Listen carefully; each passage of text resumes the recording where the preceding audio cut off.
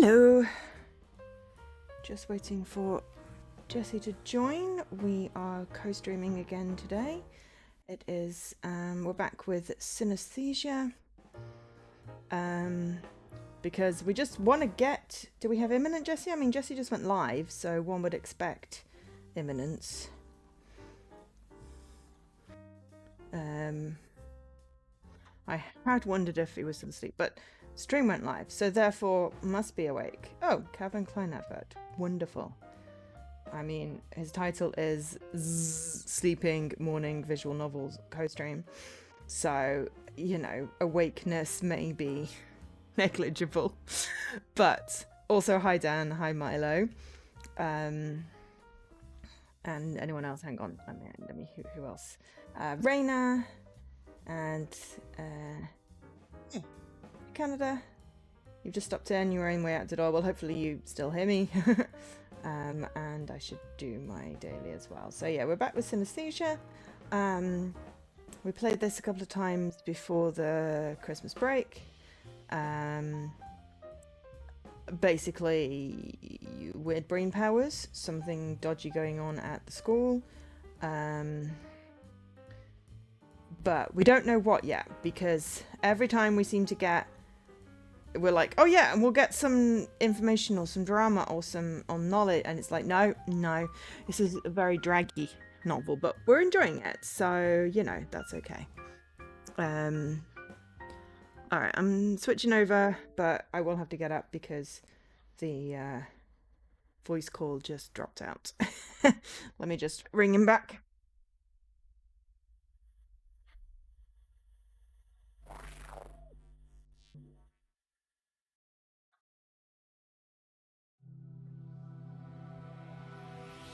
You only get 3 minutes if someone doesn't pick up. So, but that's fine.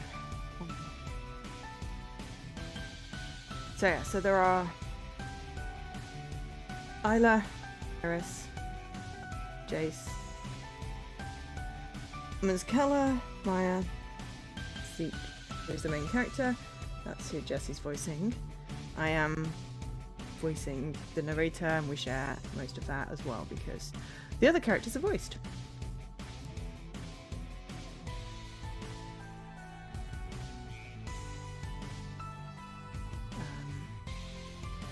But yeah, how is everyone? I am slightly soggy. I had a shower and my hair is still slightly damp. Hi, Mr. Cornus. But my shopping did arrive 10 minutes before the stream, and it's all put away. Food shopping, because on my green screen is wrinkly.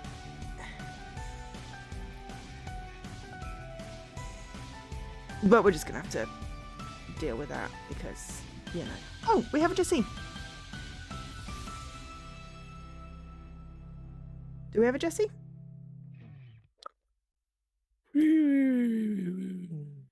Okay. I didn't know whether my headphones had reset themselves after I updated my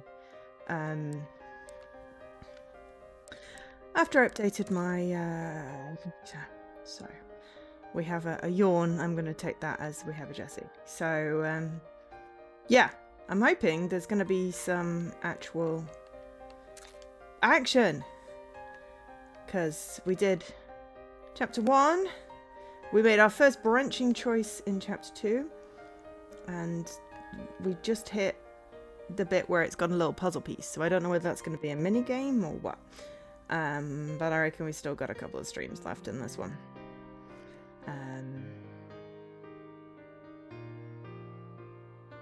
How do I get out of the menu?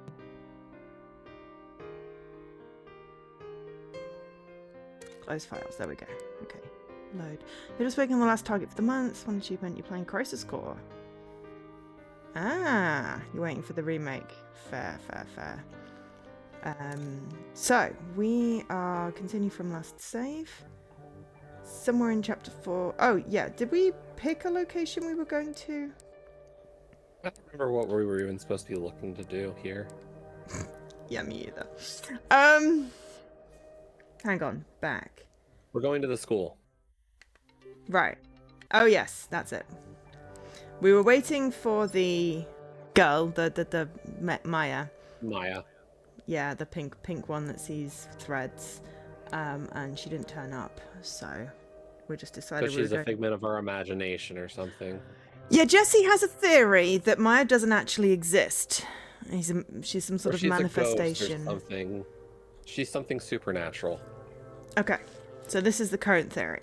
That the girl. I don't know. pink hair doesn't Ghost, exist. figment of imagination. It's actually a manifestation of his powers. I don't know.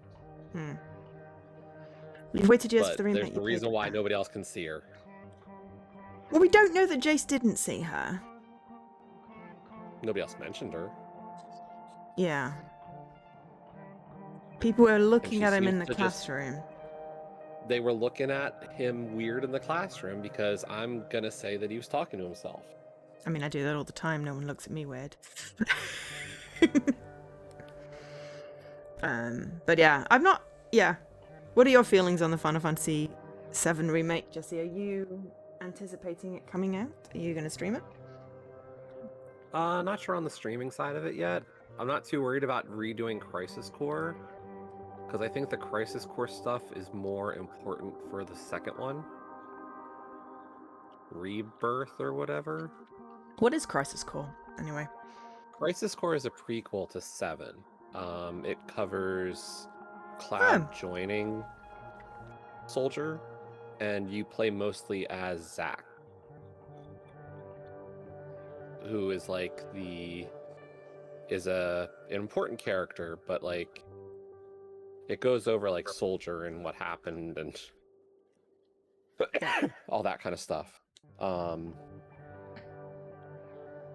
So my green screen is slightly wonky, so when I have my white cup, it keeps on showing all the wrinkles. There we go. Right. Maybe he died at the start and is actually dead the whole film. You mean game? I mean, spoilers for a very old film. But yeah, I don't know. I mean, I'm inclined to believe that Maya is just a socially awkward kid, and they were staring because they hadn't seen her before.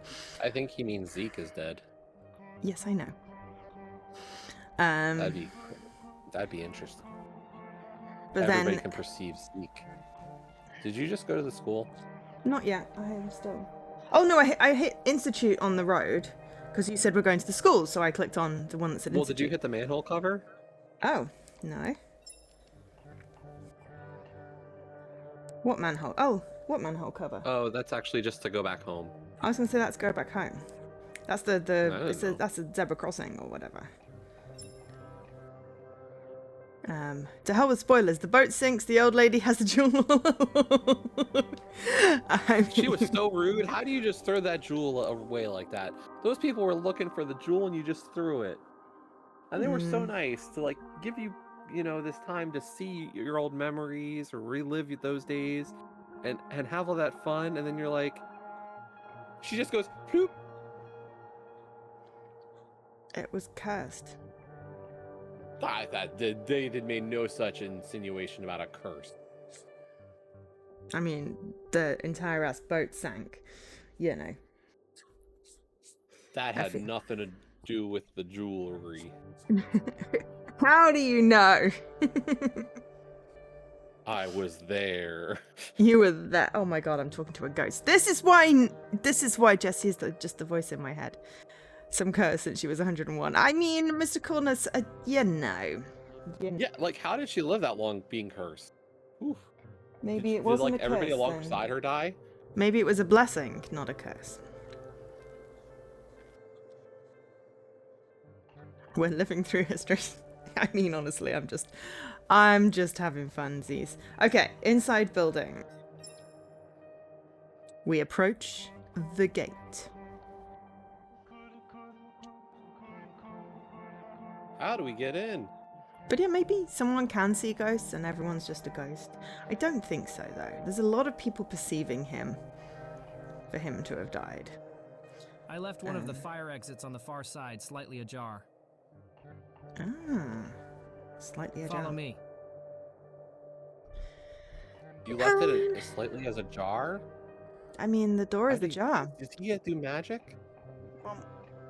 I mean, it does have jam. Whoa. Hi. Hey, Ben. I hydrate.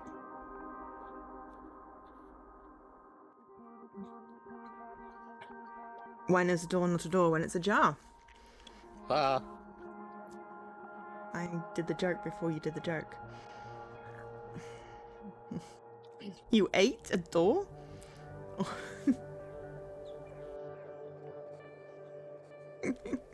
Okay, taking the small passage between the two wings of the building, we enter the small, inconspicuous fire entrance that was only partially closed. I'm gonna go with bad translation because fire exit. You don't want to go in the building in case of fire. Pan is a termite. Oh no.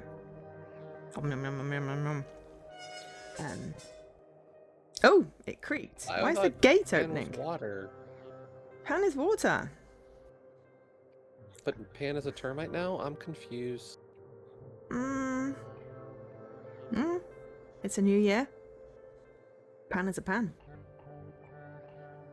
Neither of which can eat doors. What is the favorite thing for Pan to cook?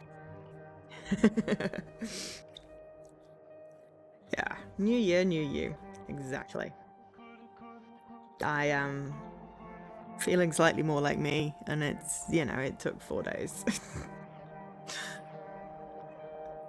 Funny answer or serious answer? I'll Both. take either. Actually, I'll take whatever. I'm like just vibing. Are you still like half asleep? Yes. You did get I up did not get very the early. extra winks that I was hoping. Oh no. Maybe you can have a nap this afternoon. I don't nap. Then I'll Maybe be you all should screwed take up it up. tonight. Get 30 minutes. Then that would probably set you right. Although it could be said the curse was keeping her alive since she was portrayed as possibly dying after tossing it. Yeah, exactly. Serious answer, very specific. Pasta, very specific meatballs. Funny answer, ice cubes.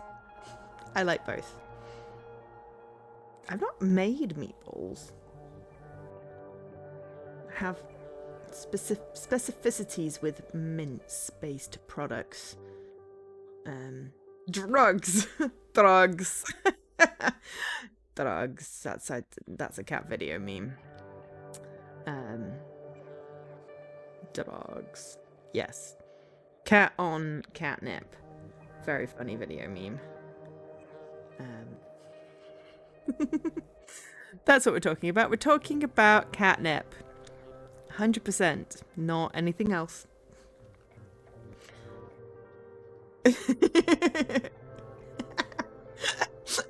Cooking catnip. It tastes good. Okay. You gotta heat up your aspirin for maximum pain relief. I mean, yeah. I've never eaten catnip. Catnip tea. I've heard of catnip tea. I've never tried it. I feel like in the ironies of the world, that would probably make me high. I have had catnip in the house because I did have a cat. Not using dollar store catnip. I mean, yeah, the good stuff.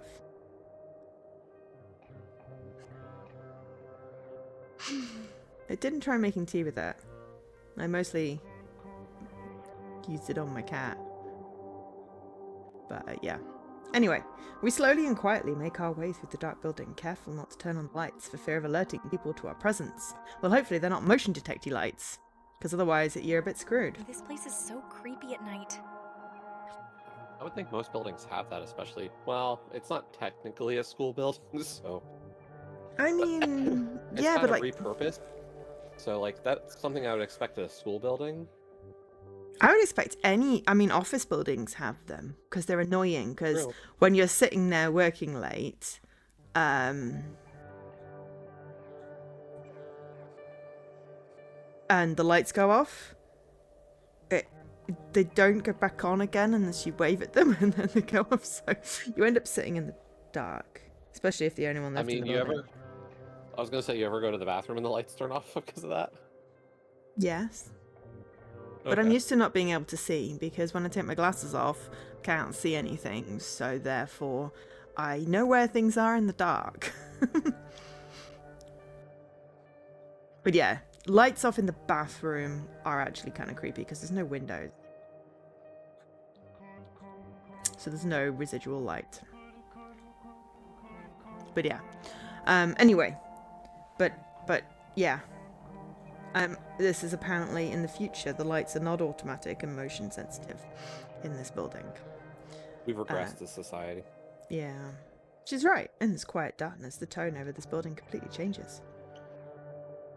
Eventually, we arrive at the corridor connecting the two buildings. It's much easier to see in this section of the building. It appears there is a fixed low-level lighting kept here overnight. Okay, it's the moment of truth. Let's hope it's still there. We slowly move our way toward... Oh yeah, he stuck a playing card in the door or chewing gum or whatever to stop it locking. We slowly move our way towards the reinforced glass doors before Is us. it still there? You better believe it. Jace gives a relieved smile as he gently and quietly opens the door. As he does so, a playing card drops to the floor that prevented the lock from engaging. It was a playing card, I did remember. You moved your bathroom into the conservatory for better lighting, Dan. That is weird. That is like the toilet in front of the back door house that I saw when I was looking at houses. I stopped looking at houses after that. I was like, this is weird. This is too weird for me. Better take this with us. Ooh. It's a joker! I bend over and pick up the playing card and pocket it. Don't want them finding this on the floor on the off chance they connect the dots.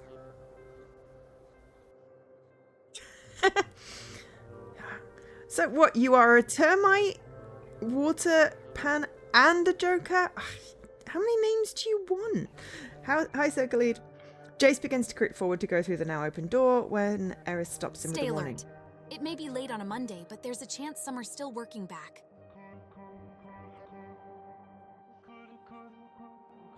True. Isla, are you sensing anything? Everything and nothing at No. once. That's good. But it's not like I can sense people from a distance. Still, it should be enough to go on for now. Let's keep moving. Isla, remember the signal. After passing through the door, we slowly make our way down a straight hallway. It's a good thing it's not a gay hallway. It may be too brightly coloured and they'd be spotted. There are no signs of activity. The space is completely silent, save for the creaking of our shoes and our heavy, anxious breathing. So it's not completely silent then. Breathe lighter. Yeah, stop breathing so heavy and also take off your damn shoes if they're squeaking or creaking. Every time I go to the doctor's, my shoes squeak on the floor. I don't know whether it's the specific cleaner that they use, but every single time. It's annoying. The only thing that really bothers me about like shoes and floors if people drag their feet. Okay, on, because like- they get the shuffly sound. Kind of like, you know, like you step and it's like, but some people just drag and it just like scuffs the sound. I mean, people walk differently for different reasons. Some people have mobility issues. But I you know, I get it. I have annoyances as well. The lights aren't on in this area, and as a result, the space grows pitch black as we walk further down the hall. Where are we supposed to go now? I don't know. I couldn't plan this far ahead. Really? We came all the way here with no plan at all? They had a plur. Zeke, you're the one with the synesthesia. Can't the correct door light up for you or something? That's not how it works, Chase.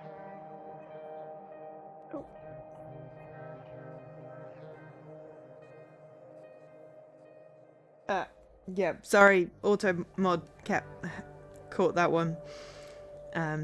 It doesn't like it when people swear. Sorry, Van. But yeah, I hear the sentiment.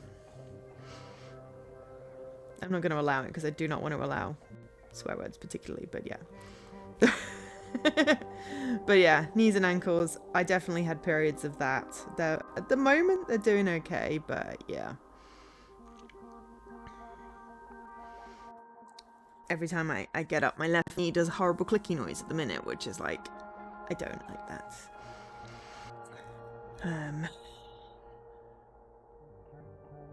Yeah. I spent most of my 20s with my ankles completely mucked up because I tore a ligament in both of them. Hey, Leaky. Hi, Leaky. And they do occasionally just go flip as I'm walking along on a straight road, and my ankles will just collapse, and that's just not fun. So yeah, exactly. Ouch. So I know how you feel, put it that way. And sometimes I shuffle because, well, my legs are heavy. Okay. When he's cornered, he's always ready to turn things on me and somehow make it. He's not. He just asked if you can make your power work, dude. Then again, you should know how the power works at this point. Jace shouldn't be surprised that you have no clue how to. Yeah, exactly. Trigger anything. He was asking a perfectly valid, genuine, non-mean question. Surely your power is supposed to highlight important things. So, you know. I mean, he's not entirely wrong on this one. Things of significance often flash before me, but it's not like I decide how or when that happens. Except that it appears to be in every single scene you get that, so... Have a good look, Pan. It just happens. There are no windows around here, so we can use the flashlight now. Let's go down this hallway and check if any of the office doors are open. All right. Isla, stay sharp as we check the doors. Got it. Just checking everyone can hear the game and me and Jesse, right, on my stream? Because I did a restart. I did check the sound levels, but now I'm just, you know, doubting them. Anyway. Well, I think Pan could hear me earlier, so I think you're good. Yeah, I mean, the little bars are working, but we've had... Alright, yes, and yes. Cool. Thanks, Leaky. Sometimes, you know, sounds have cut off before, so, you know. So just having done a restart and not having done a co-stream since then. Anyway, I'm holding the flashlight. I guess it's my job to look around using it. Oh, no! Oh, this is the puzzle! Move your mouse pointer to move the flashlight and click regions to inspect. Okay. My mouse pointer. Right, okay. Oh, it just toggles. Okay, so should we start on the left? Sure. This door is locked. Oh, sorry, that's you. This door is locked. Did she say that? She didn't say that, right? No, she didn't. Okay. All these doors Okay. have the same electronic entry locks. I assume they auto lock when closed. Probably. It doesn't help that my synesthesia isn't lighting up right now. I wonder why. We shouldn't give up. Let's keep searching. Okay. Door 2? Oh no, hang on, there's 2 spots on door 2. Top first? Sure. What's this on the door? Hold the light for me. Whoa. It's the golden ratio. The golden thread. On the door is a symbol we saw on that website, the golden thread, or the golden spiral. Was there really some significance in what we read on that website? Could that be what the letter meant? Was it trying to lead us to this office? Now I should turn off my extra life thing because my link doesn't work at the moment. Because they haven't released the thingies yet. You can still go back to last year's. Yeah, but you can't donate on last year's, then you have to try and find this year's, which, yeah. I was going to have a look at that, and then I signed up again. I haven't done the platinum thing yet, but I set it up when they sent the thing through, just because then it's handy to have it always open, but, yeah. Yeah, haven't sorted that out. I don't get it. Why go to all that trouble to do it this way? That doesn't make sense. Who knows? Did he say this? There's only one way to find don't out the know. truth, and that's to check this office. It did. Okay. That's true, but how are we going to get in? This office, like all the others, is electronically locked, and we don't have the code to get in.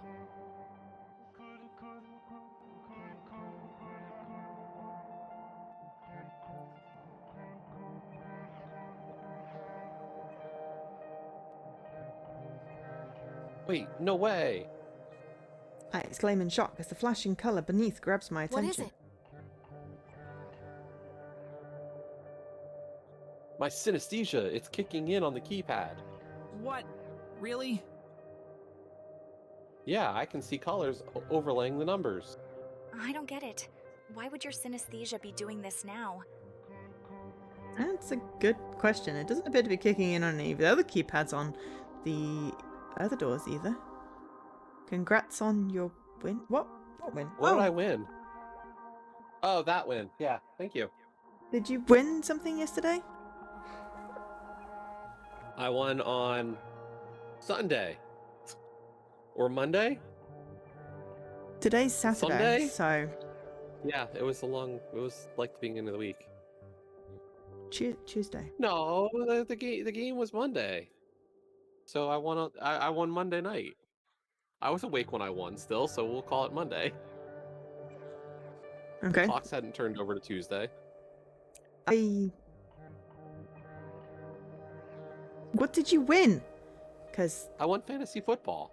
oh, right. I'm not in. I'm the champion. Yeah, I'm not in Jess's Discord.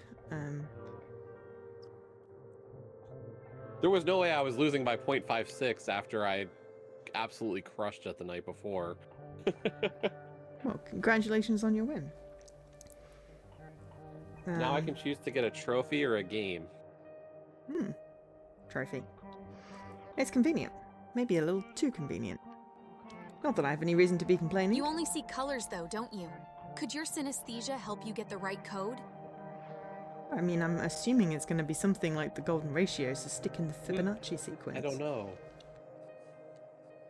Maybe something about these colors I'm seeing can help me figure out the right combination. What number is purple?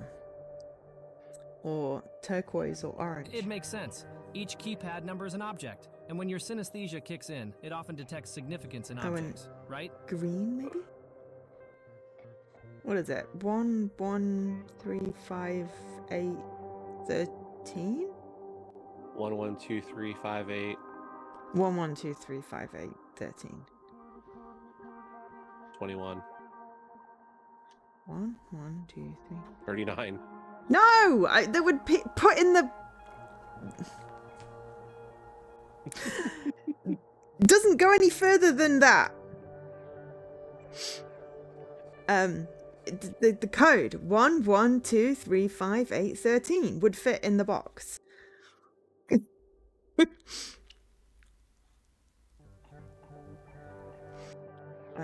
There should be a way to figure it out. Yeah, you can do it, Zeke. I know you can. You can't betray that enthusiasm. There has to be a way to do this. Alright, I'll give it a try. I was supposed to win that year, but, you know, what can I do when a guy nearly dies on the field? Okay. And then they cancel the game. So then my two best players don't get to play. I'm not salty. The numbers are coloured. Yes, they are. Well, and the green one, or the teal one, and the orange one both have highlights on the up arrow.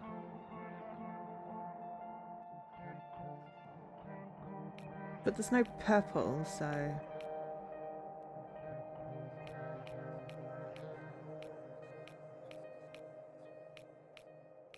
There's no 8. It only goes up to 6. No, it only goes up to 5. Which is grey.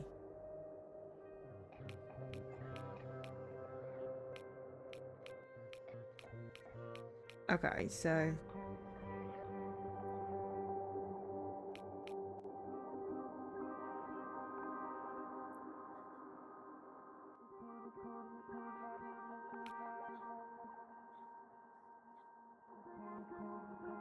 Like, you could put the color in that seems to correspond, but that seems a little... Yeah, but I see purple, turquoise, orange, green. And the only ones that correspond is the green. Unless you mix... The 5 was kind of purple. The 5 is grey. Oh. Okay, so what? We say, like, 1, 3 for the first two. 2, 3 for the second two, and then 1, 2 for the next ones. 1, 3, 2, 3, 1, 2. You're making, yeah, with the color combinations. Yeah, that's what I was trying. 1, 3, 2, 3, 1, 2, 4, 4.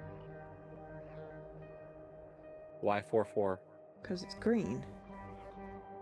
Are those last cells green? Yeah, Okay. it's not.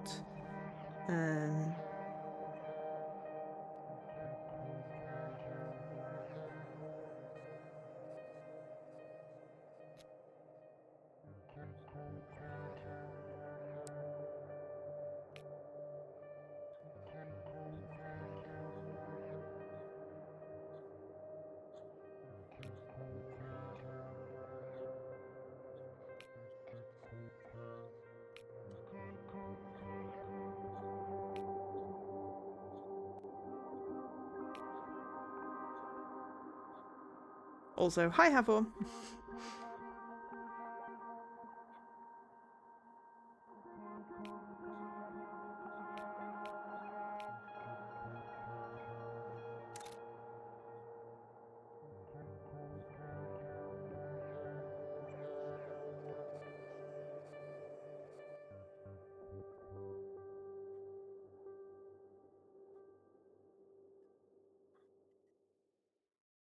The way the shade is working, it looks like the second digit is always highlighted on the up, but...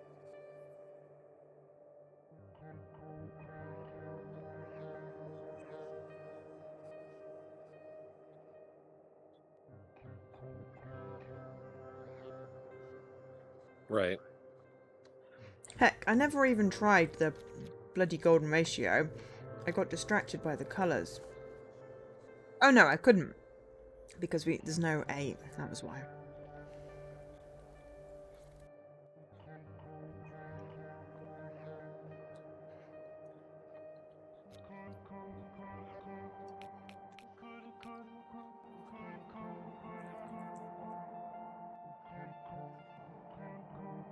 Because that would have been easy.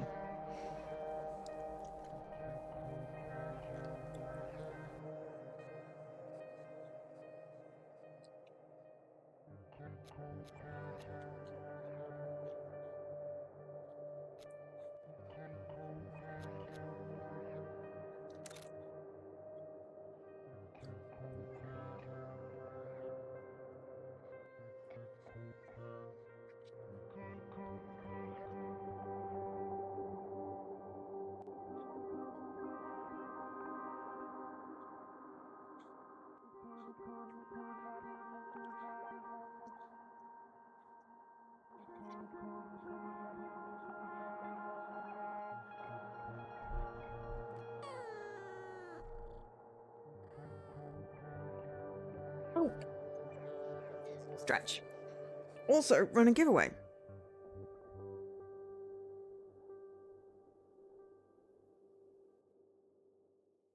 Cool. Okay. Opening the giveaway. Thank you, Mr. Corners.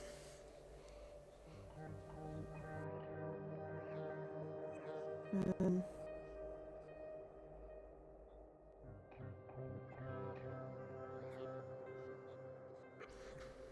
um, um,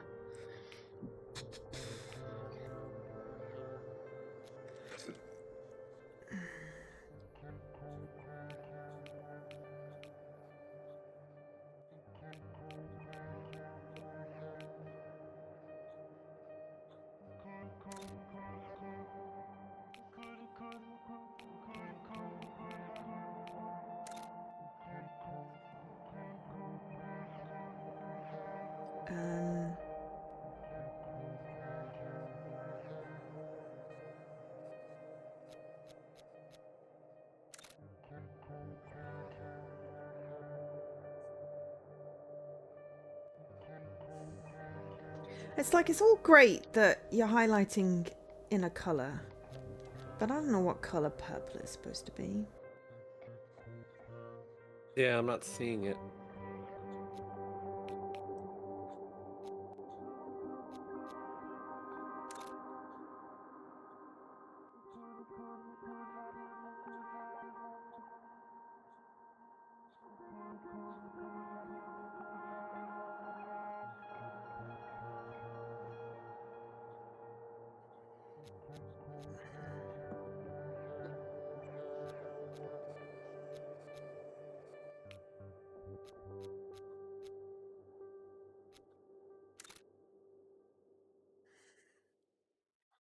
It has ask for help.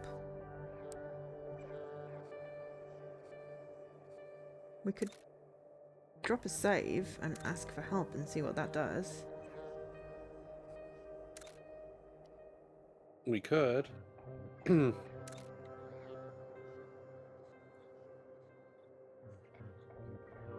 otherwise I'm just sticking random numbers in this thing. And it's a pretty rainbow, but it's not particularly helpful.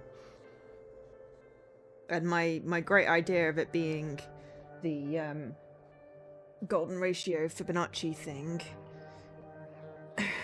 And sorry, Fibonacci sequence. But, I mean, it could be the golden ratio, which is a different number, isn't it? That was a very complicated number, though. Oh, there was a Joker card got a thing. Hang on, how do I...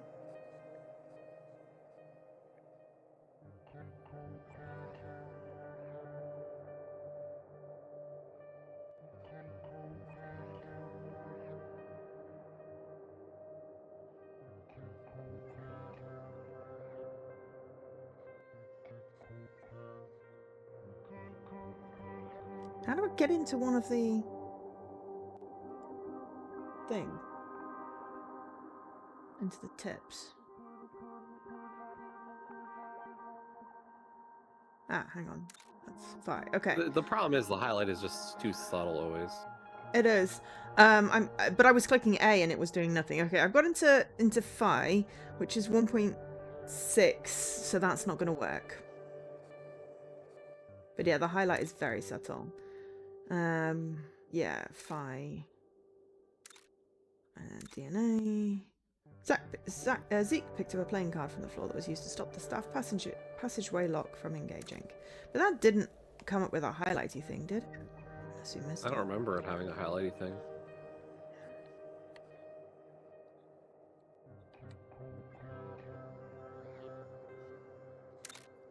Yeah, the navigation. Should we just... I've dropped a save. I'm going to ask for help. Because my brilliant ideas didn't work. Guys, I think I might need a little help with this. What are you seeing? Explain it to us. I see colors hovering over the touchpad numbers. 4 of them. Each color covers 2 of the digits. Each colour covers 2 of them? What colours are they? Purple, next an aqua kind of color, then orange, and finally a greenish gray. I know it has to mean something, I just can't figure it out.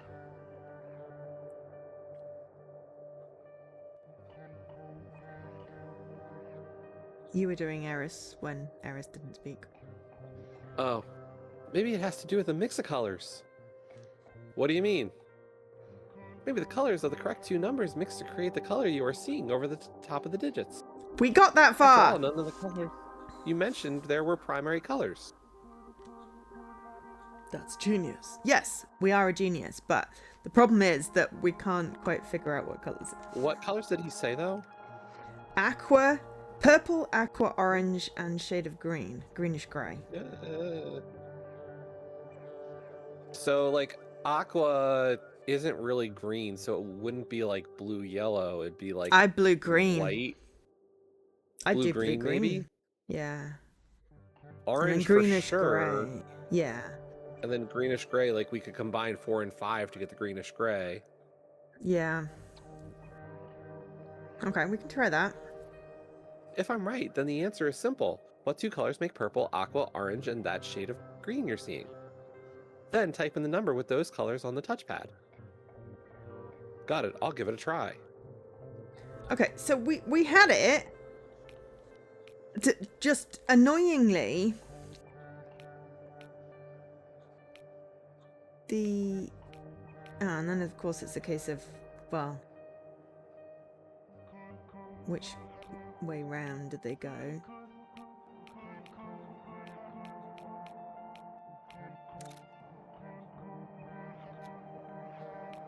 Okay, so it's not 133512445. You did it. Oh, not- 1335125. Oh, 1334. 334. Because it's a aqua, which was blue and green. Yeah, for some reason I put 5 there. That's okay. Only thanks to I could have our figured it help. out myself. I was just trying to save time. Yeah, we had figured it out. We just couldn't see the colors properly. Joe and I are clearly challenged site-wise when it comes to color theory. Well, just the greenish grey just looked green to me. And the turquoise really wasn't obvious. The aqua, the other two we had the clue down pat. That's right, isn't it? Yes, 100%. At least your ability actually turned out to be useful. Mm-hmm. Well, And what's there it your is. ability, huh? Why do our Talking all compliments? high and mighty. Why do our compliments always feel like insults? Because Come on, you're we've paranoid been here nature. long enough. Let's move. No, that's not a compliment. I wouldn't take it as a compliment. No. We shuffle into the room, making sure to close the door behind us. In the darkness, it's hard to tell, but it appears to be an office with a musky smell. Ugh. Filled mostly by the large desk at the centre that we gather What a around. strange room. What, a desk in an office? Why is that strange? This seems perfectly normal. It looks like he really loves old creepy books. What? I'm insulted for the books. We shouldn't take longer than we need. Let's see what we can find. Do we even know whose office it is? Nope. Okay, well, I moved the thing and now I'm highlighted on a card, so... Yep. Who is this? Picking it up and aiming the flashlight down, I read the words contained below the photo to the group. Dr. Javier Crane, Composite Research Team Lead. I guess this must be his office, if his lanyard was just sitting here. How's he going to get back in if his lanyard's sitting there? Never heard of him. Have any of you? ... No, but I don't know most of the researchers here. I only know the ones who teach our classes. And what is this composite research?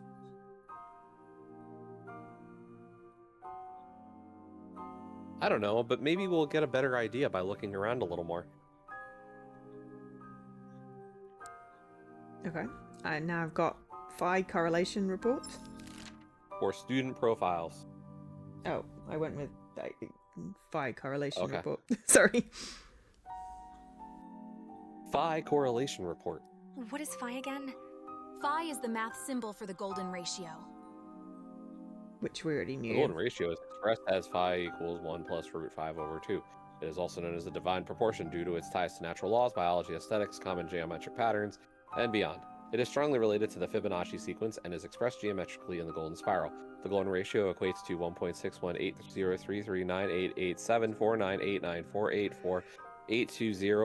1.61803398887498948482045868834 and is represented in the mathematics by phi. Phi. Oh yeah, the spirally thing found everywhere in nature from that website.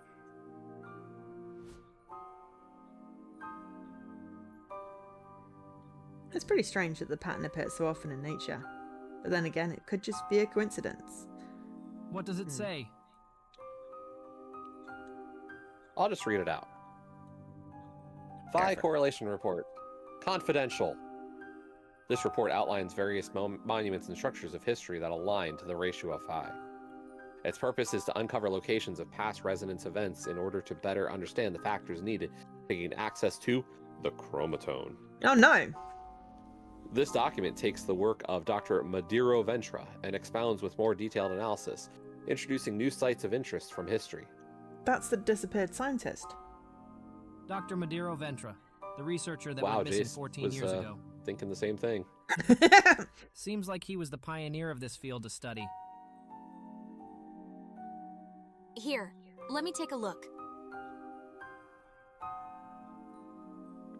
Although she answers the question, She simply takes hold of the report from my hands and flips through the pages. The Great Pyramid of Giza. She didn't the ask it as a Parthenon, question, though. Notre She actually Dame, said it. the Here, let me Taj take a Mahal. look. Yes. I know, right? Apparently, these structures all equate to phi.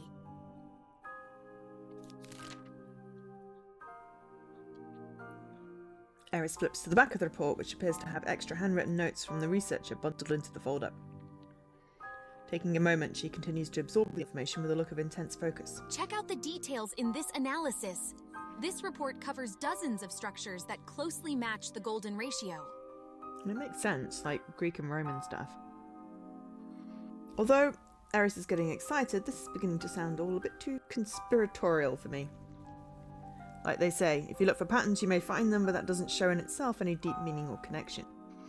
As Keller said it best, that whilst there may be some researchers here with strange beliefs, everything can be explained rationally. Yes, and that's why the protagonist is a point-and-click person. This Dr. Javier Crane must be one of the kooky ones she was talking about. Who cares if there are some ancient structures that match phi? Scan enough monuments and some are bound to. Is this report suggesting there is some supernatural happening with all those buildings or something? No, that isn't what it's saying. It seems to be taking the structures of history that most closely match phi, to scan for the few that may be built for a specific purpose. The report itself assumes most will be false positives. And what specific purpose would the structures be built for? Chromatone. It's all in search of something called the chromatone. The report also mentions things like past resonance events and access to the spiral. My headphones fell off.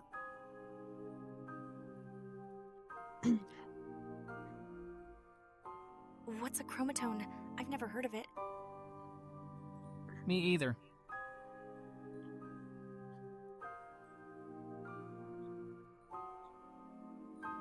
Chroma as in chrome, like a color? Mm-hmm. No, as in the special Maybe. I material thought it in might be referring Expedition to the 33. musical term. Musical term. In music, chromatic refers to every note that can possibly be played, irrespective of a key signature. Tone refers to a sound, or maybe the tonal center of a piece. To me, chromatone sounds like a conjunction putting those two ideas together. Are you getting me? I mean, I immediately thought colour. Chromatone, according to Dr. Not really. Madeira Venture's To findings me, expanded in Dr. chromatone Crane's sounds like a report. conjunction The putting those two chromatone ideas refers to a together. special and unique getting me? resonance event that may grant access to the spiral. It is sounding very Illuminati-esque.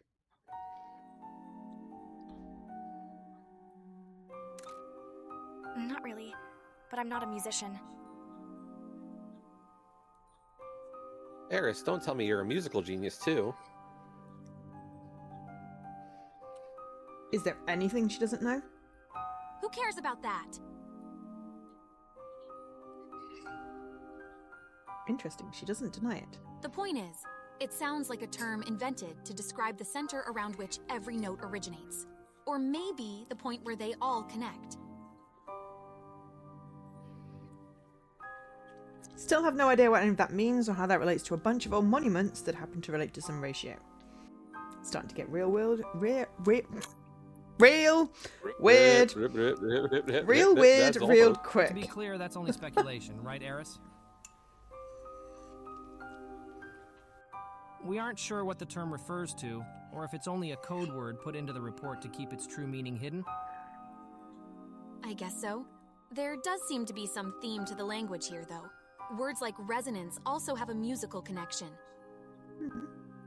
Words are hard. Whatever Yes, it indeed. means, one thing we Hi, know Seb. is they are searching some old buildings for something to do with that spiral.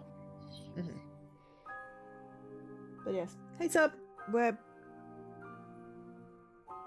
running a competition right now. Giveaway, if you want to enter. #win. I don't know if you already have, because I can't see because the chat scrolled. Mr. Corner's triggered a giveaway! That's one way of putting it. Though you aren't wrong. I guess that's all we can be sure of at this stage. Right. Well, let's keep looking around. I'm sure there's more to discover in this office. Okay. So now You said student profiles? Yep. What is this? I mean, student profiles, I'm guessing. Jace looks over my shoulder as he begins to read aloud the cover page. R-value profile reports and phi approximation.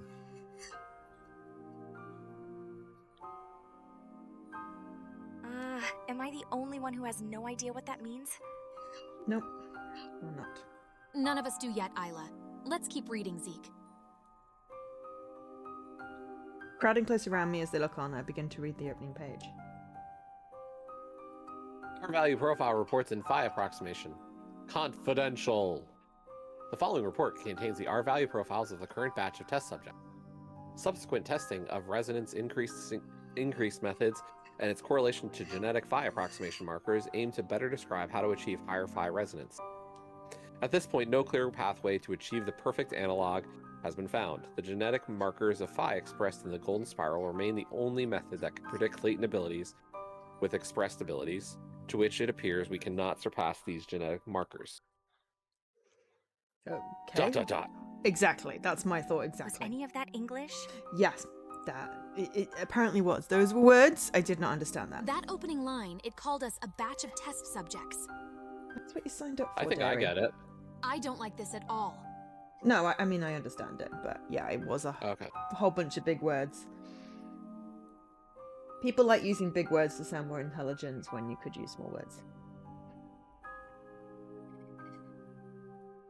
But I think it's saying there's a limitation in the DNA as to That's how what I was thinking too. strong your I've forgotten the abbreviation, but your superpower is. And you can only increase it so much up to that max level. It's like stat limiters. And then, you know, there's a possibility of potentially more testing that could increase that, like drugs or something. But I wonder what they have to say about, you know, our inability to improve our value at all. It also mentions phi and the golden spiral. Could this really all I mean, be we found related the to what we symbol on found the out door on of that the office. website? I doubt it's all coincidence. I think you're right. And I think I have an idea what the report summary means. But first, let's read a little more to be sure. Damn, she really is smart. I was with Isla on this one. I had no idea what she was saying, and I'm normally quite good at picking up on things. Are you? Are you really? Oh well, as they say, better to remain silent, methought a fool, than open your mouth and remove all doubt. Good call there, buddy. I mean, good call, but also, yes, you should really take that advice more often. I can't let the Ice Queen have one up on me. Oh god, you could actually call her by her actual name, dude. Just what I was thinking, Eris. This should confirm our suspicion. Jace raises his eyebrows as he looks at me. Damn his ability. Don't rat me out here. Ahem. Clearing my throat, I turn the pages and speak out confidently what I see. Okay, the report has... What do these symbols mean? Crap! Don't stop talking mid-sentence! Okay, well, we've got, what, approximately... Sig? Or is that theta? I forget what the big S is. I've not done this sort of maths. Well, I mean, we know what that is golden ratio, but what's the big S? Jesse, you've done maths more recently.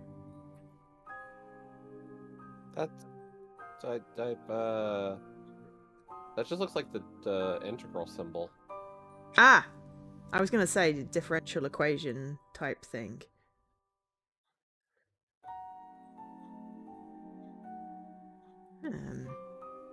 What okay. seems like a bunch of math stuff?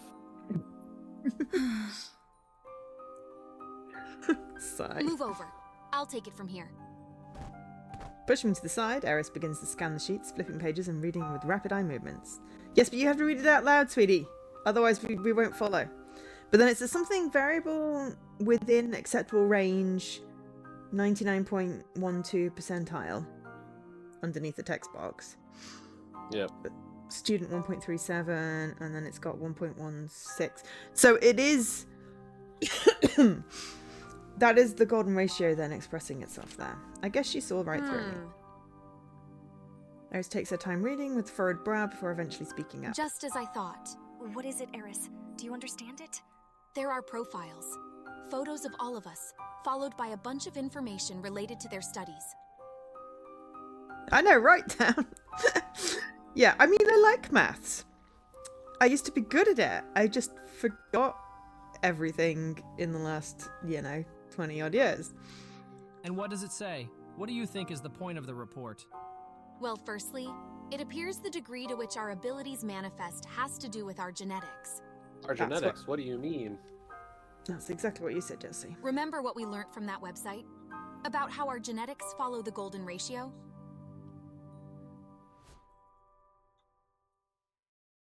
That's right. The very shape of our DNA follows the proportions of the golden ratio. Well, I mean, if you make it, then yeah. I remember, but what does that have to do with our abilities? Well, it's more accurate to say our DNA closely approximates the golden ratio. It's never absolutely perfect. According to this report, the closer our DNA matches the golden ratio, the stronger and more pronounced our special abilities would be. You can count to infinity? That's impressive, Dan. It's like 1, 2, 3, 4, 5, 6, 7, and kick over the 8. There we go, infinity. In other words, it gives us a higher R value. Really? So our R values are related to how closely our DNA matches the golden spiral? Well, I don't get it. If it's all our genes, then why do they get us to do those exercises to increase our R values? We can't change our DNA by meditating. I'm not sure. Maybe the report is suggesting that our upper limit to our abilities That's what I said. is genetically determined. But maybe there is some wiggle room because of other factors. So people like us have special abilities all because of our DNA?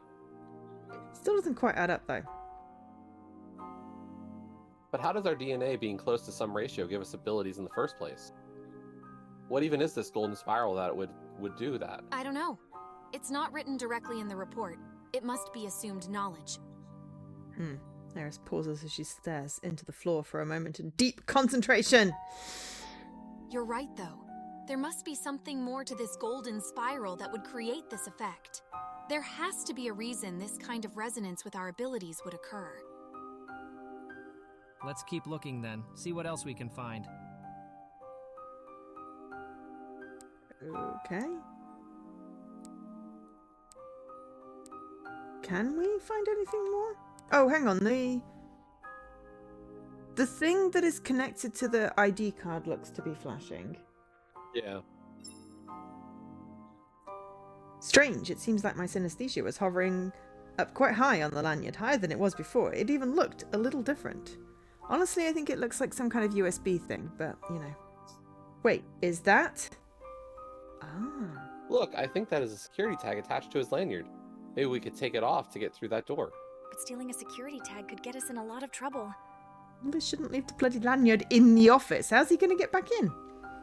Because clearly, we're not going to get in trouble for just coming in here to begin with, Yeah, I know, right? There's Come on, got to be Alex. security cameras. Eris walks over and without hesitation takes the security tag off the lanyard, placing it on the table before me. We don't want to rely on that card trick again to get into this building. This is a much better option. Take it, Zeke. I want to stop myself, but I almost feel compelled to take it. There must be a reason my synesthesia was lighting up on it. All right, then. Okay, well let's... Quick! What? Dude, you said you'd listen. Hide. All right, her ability. Someone must be in coming. here. Against the far wall are some large storage units. We frantically pile into as quickly and quietly as possible. Okay, we just barely managed to get the door closed. Sorry, hiccups. When we hit someone into the room. With the door closed, it's pitch black in the storage unit. We only just barely fit in this cramped small space as we all try to breathe as quietly as possible. The girls, and presumably Jace, are all pressing against me, though I can't tell who is who or where I'm even pressed against. Although it does feel oddly soft. This is That's weird feeling, buddy. and creepy. Damn it. No one told me how hard it is to breathe quietly when you're so nervous. We then hear what sounds like a rattling. To my mind, I can only guess he's picking up the lanyard on the desk. We then hear a quiet muttering, though given our position, we can't see the face it belongs to. Did he notice the security tag is missing? Maybe something else. As we wait what seems to be an eternity, but is likely only half a minute or so, we again hear the door open, footsteps leaving the room. Jay slowly slides the door open a slither, and peers back into the office. Okay, I think it's clear now. We bumble out of the unit. Oh! They used the word that I use. I use bumble a lot. I didn't know anybody else did. We bumble. I think it's meant to be tumble, but honestly, bumble is a really good word. I take a deep gasp as I'm finally able to breathe a full lung's worth of breath. We need to get out of here right now. If he noticed something was up, he may be going to get security. Right, let's go. Isla, you lead the way and tell us if you sense anything. Okay, got it. You can count on me. Let's get out of here. I mean, if it lost the lanyard, oh, well, that was the end of the chapter. Okay, chapter 3. Okay, stream's over. Wait, no. Okay. I'm kidding. Nap time. Nap time. You said you didn't nap. So well, if before we're ending this early, I can nap, maybe. So before we go into the swirly thing, which is hypnotizing me, it bugs me that they'd be able to get back into the damn room having left the lanyard in there. But also, if the lanyard was like on the floor or something, like it had been dropped, then it makes sense that maybe the security tag came off. But they've got to know that someone took it at this point, right? Yeah. That bugs me. But yeah. Anyway, maybe the lanyard's cursed. I mean, I don't know, but it's definitely weird. This image, this sequence. Oh no, it's a dream sequence. You read the dream sequence. This image, this sequence, I know it well. It was a recurring dream I had as a kid. I had forgotten it. No, rather, I had forced myself to forget. I really like this. I would often see the image when I closed my eyes. Whenever the dark greeted me, so too did the image. So I would leave the light on at night and my eyes open for as long as I could to avoid it, only for it to find me again when I inevitably fell asleep. It was the spiral! Somehow I perceived that I was within it, and as it weaved and twisted, I knew I was completely trapped. Endless repetition, always traveling yet never arriving. Always seeking but never finding. Kinetic claustrophobia, open entrapment. I felt that I descended on the rings of the spiral for an eternity. As the winding spiral weaved down into the deep abyss below me, I was never sure what I feared more. That there was no end to the hellish repetition, or that something lurked at the bottom. Was it the eternal, or the finite I truly feared? Could I escape the spiral? As yet, I had only put it out of my mind, but now one thing had become clear. Bury my head in the sand as I may, it has still gripped me. This twisting black hole under whose gravity no light could ever escape. I have to escape. I need to escape. That is a horrible font. I have to find a way to free myself from this spiral.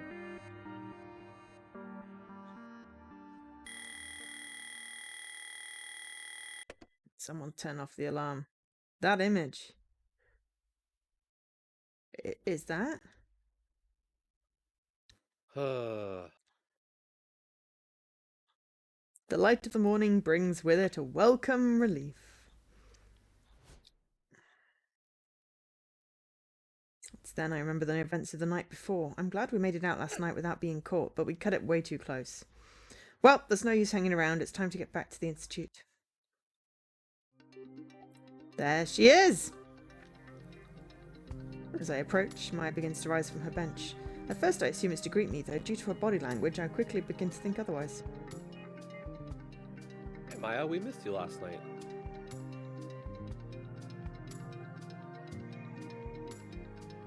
What's wrong? Don't talk to me. What's up with her today? Oh, what do you mean? What? What did I do? Don't pretend. That was cruel. Hmm? Huh? I should have known. You didn't mean it. What was cruel? What are you talking about? Did you write down the wrong address? Did it have anything to do with why you didn't show up last night? I'm leaving. Don't follow me. No, wait.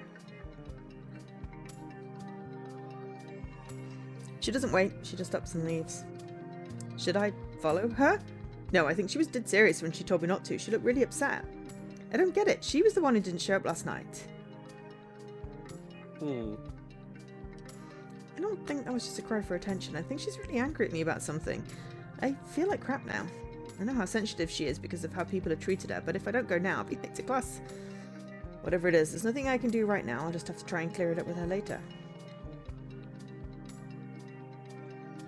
In class, I find it hard to concentrate because you put the bloody font over a really light background. After what just happened with Maya, the conversation we had keeps playing over and over in my head. On the bright side, it seems no one caught on to the fact that we broke into the institute last night.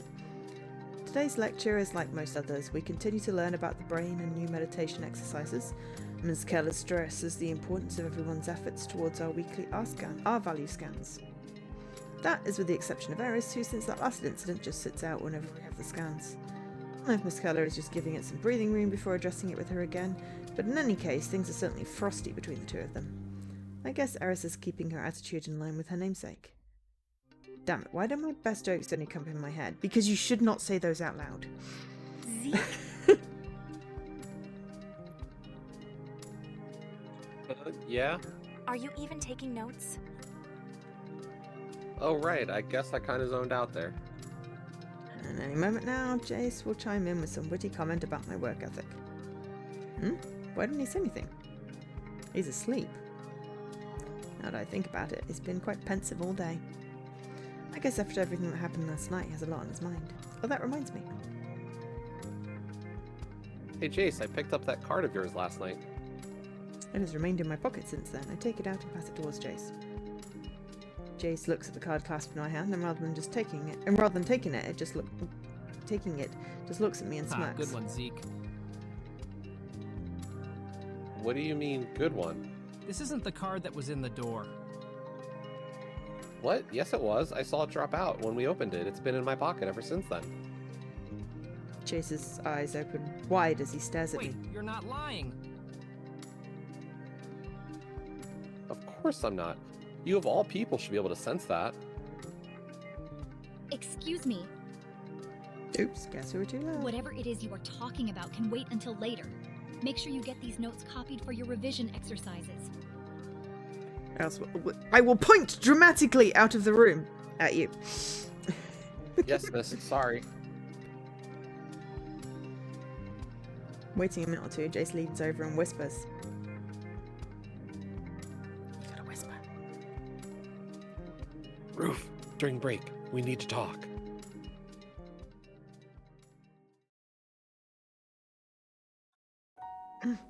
The four of us gather on the roof at the end of class. Zeke, show me that card. I take it out and show him. The Joker. This is it. And you're absolutely certain this is the very same card that dropped out of the lock of the door last night? I am. This is definitely the one. I'm not lying. I have no reason to lie. No, you aren't. Jace pauses and looks at the floor in thought. A Joker. I love getting that card in Royal Rumble. Royal Rumble. Royal Rumble is a popular card game containing the hands of poker mixed with the rules of Snap. Sounds horrific. But why do you look so worried about it, Jace? ... This isn't the card I put into the lock yesterday afternoon. Someone set him up. What? Are you certain? Yes, absolutely. I put in the Ace of Spades. I like the old song and the whole mythos around it. Ace of Spades. Ace of Spades. I thought it'd be a nice little touch. Also, look at the back of this card. The pattern is different. This isn't even from the same deck of cards as mine. But that doesn't make sense. That means that someone not only realized we had put a card in the clock, but chose to replace it with another card so we could still get through the door. That doesn't add up. Why would someone do that? Same person that sent the note, maybe? It's even worse than that. They put in the Joker card. It's like they're laughing at us. That is seriously creepy. Mm-hmm. I'm kinda scared now. The real question is, why would anyone do this? Unfortunately, I think that's kind of obvious. It is? They didn't want to stop us getting through the door, but they did choose to change that card to a Joker. What does this tell you? That this person's goal isn't to hinder us? Maybe. I don't think we can tell that at this point. What else? They want us to know we're being watched. Bingo. I knew you two knuckleheads would get it eventually. Seriously, where's this newfound confidence of hers come from? The Joker was a nice touch. Someone wants us to know they have their eye on us. Is it a teacher from the Institute? Are we going to get in trouble? I don't think so.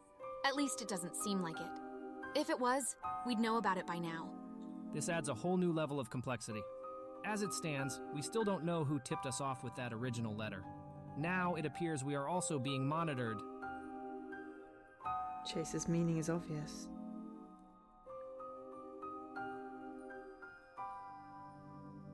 Do you think the same person who gave us the original clue is now watching our movements? Possibly. At least it would make things less complicated if that was the case. I like your thinking. You're probably right. This is unsettling. The stakes seem to be increasing in what started as a bit of harmless clue finding. It's never been harmless. Just what in the world are we getting ourselves into? We have to get back to our next lecture. We should meet up again tonight to discuss this further. Guys, could we make it tomorrow night? We were out last night, and I have some assignments to catch up on after my practice at the arcade. That has a point. We are getting consumed by all the stuff, but we have lives to live outside of this. Chase tends to get a little obsessive about things like this, and in truth, I have that tendency too. Wouldn't hurt to slow down a little on it. There's no point in getting ourselves into trouble here. I agree with Isla. I think we need a night off. It'll give us some time to think. We'll meet tomorrow night then.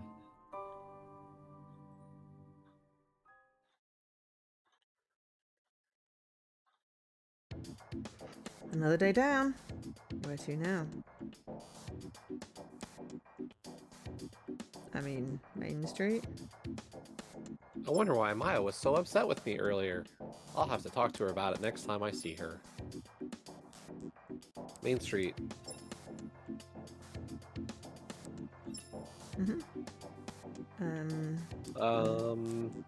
I'm just gonna have a look at the flowchart. Okay, so story, puzzle. Okay, I believe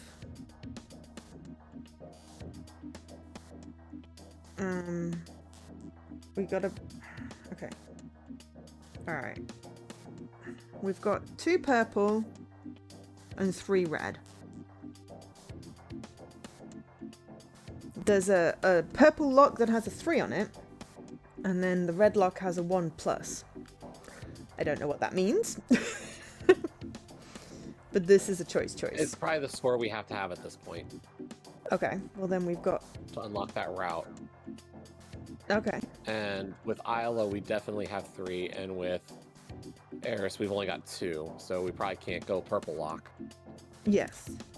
Fair, so what, should we try the arcade again? That would be the place I would go. Okay. I'm supposed to be feeling tired. Zeke? I'm always tired. That's my secret. It's like the Hulk. That's your superpower? Yeah. Okay, arcade.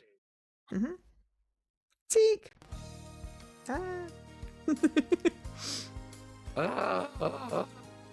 That scared the crap out of me. Again? I know you can sense me coming and all, but I don't have that same luxury. Besides, a stalker's strength should lie in their secrecy. Sorry. Anyway, how's the practice going? Pretty well. I didn't have a lecture this afternoon, so I've been at it for a while now. I thought you had homework. I was about to head home and finish off my assessment task. This is her homework. Hmm. I'll walk you home then. Okay. Another tranquil afternoon walk between the two of us. Now that I think of it, these walks are the only time I feel a peace like this. I haven't really considered that before. So how's your run going at the arcade? How many records to go? I have 6 to go. I'm going to do 3 this Saturday, and then finish off the remaining 3 the following week. How do you think you'll go? Are any of them particularly challenging? Most of them are fine, with one exception. Oh yeah? What's that? Space Enforcers. Oh no. Space Enforcers. Space Enforcers was a popular space shooter game first released in 1978. The goal is to shoot down the coming alien spacecraft who are attacking from another planet. The game was released as an arcade game and subsequently released on at-home systems such as the Atari. So you're going to call it Space Enforcers and not Space Invaders, but you're still going to say Atari. I was literally just thinking the same thing there. That amuses me greatly. Space Enforcers, they still have that? Yes, it's one of their retro machines. I'm not very good at it. Most of the games rely on physical coordination. Why is it like that? Most of the games rely on physical coordination and split-second timing. Even the other retro-style games like Street Battler. Why call it that when you've got, what was it, Street Fighter all over those arcade machines? This is hilarious. And give it a big advantage if you can sense what's upcoming. Although Space Enforcers would be similar, it's such a classic game that its best players have memorized the movement patterns of the enemy ships to an incredible degree. Trying to remember all the variations gets me all twisted in my head, and I make mistakes. Sorry. Not to mention the record by Greybeard is ridiculous. Greybeard? Oh, sorry. I mean, I said it before it came up. I believe you. I didn't realize that was literally going to be the next sentence, but it was like, who's Greybeard? You're battling Gandalf. Arriving at the top of the hill, Isla turns to answer my question. Yes, Greybeard is the one I mentioned last time. He used to hold most of the records at the arcade. His record on Space Enforcers was probably his most impressive of them all. Greybeard. Greybeard is the gaming name of the person who held most of the records at Gus's arcade before Isla began her run. Most of his records stood for many years before Isla began beating them. She seems to be lacking in confidence. This is my moment. Fear not. Has your coach ever failed you before? Uh-huh. Damn it, I came on too strong again. She looked startled. I need to work on getting the perfect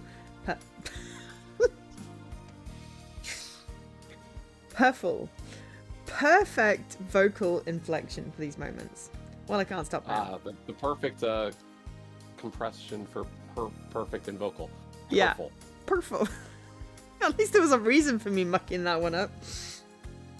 God knows where Gaim came from.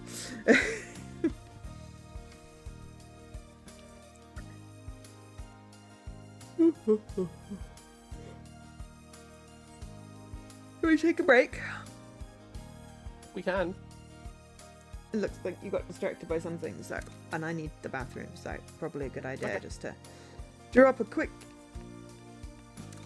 save, and I'm back in a couple of minutes. Bear with. I am back. Also, hi Apex.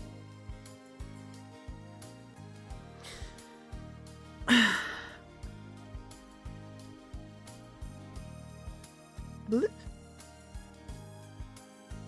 Are you ready, Jesse? Yep. Oh, okay. Memorizing patterns. Are you sure?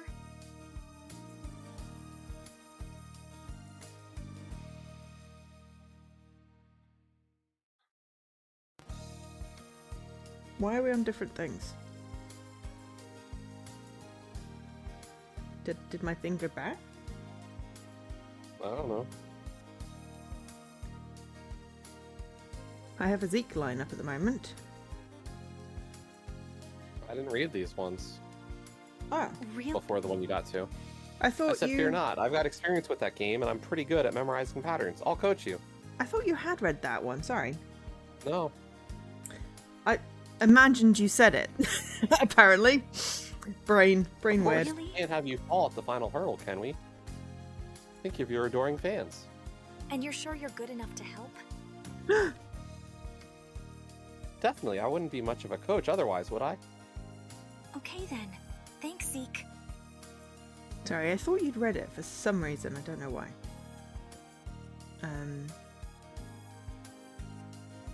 I mean, Jessie is better at games than I am. That require coordination and like that sort of thing. Certainly Jessie is better at those. I'm good at puzzle games. You forgot who was reading this game. Ah, crap! I better find an emulator online and touch up on my own skills. Thanks for walking me back.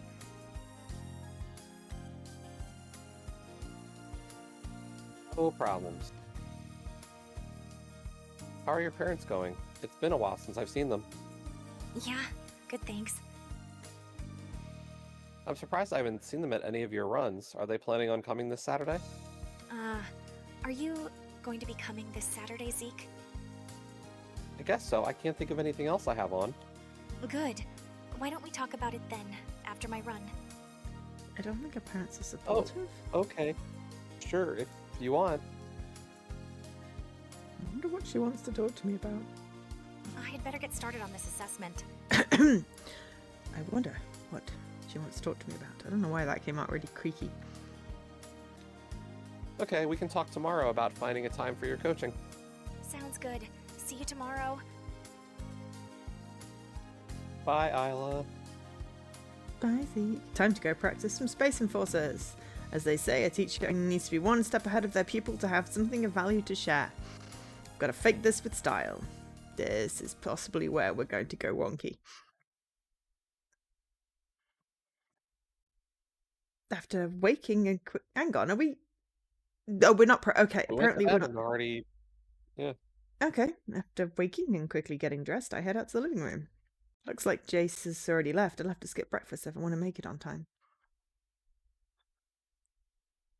As I walk the streets towards the Institute, I notice it's eerily quite quiet here. I mean, it's a Wednesday. It's not like it's a Sunday and you forgot you didn't have school.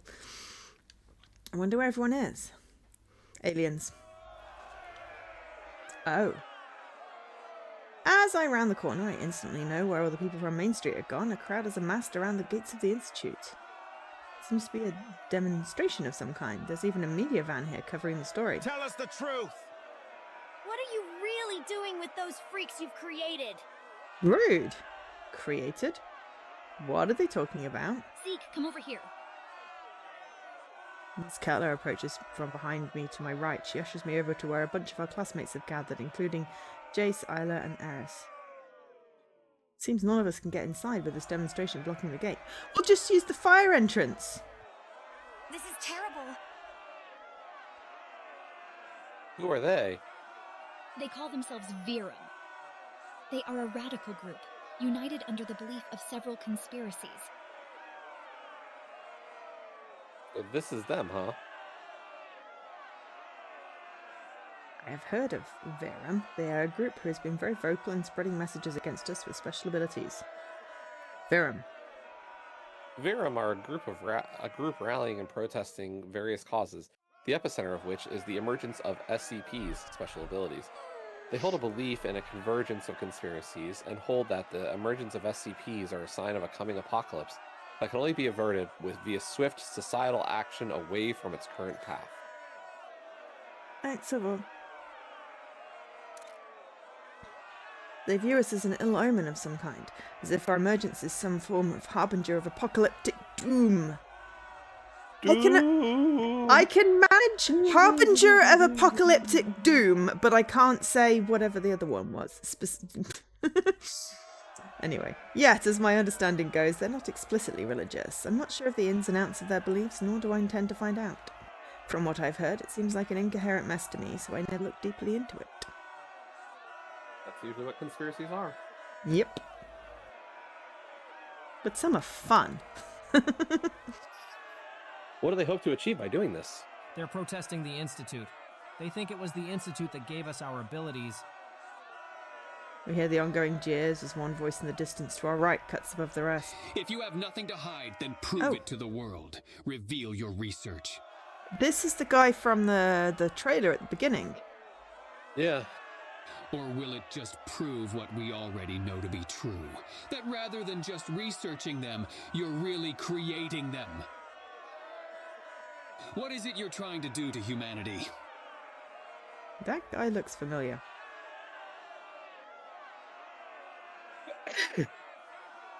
I remember, he was the one of the kids that used to pick on us. Years ago, he was one of the kids Isla defended us against back before she had her ability.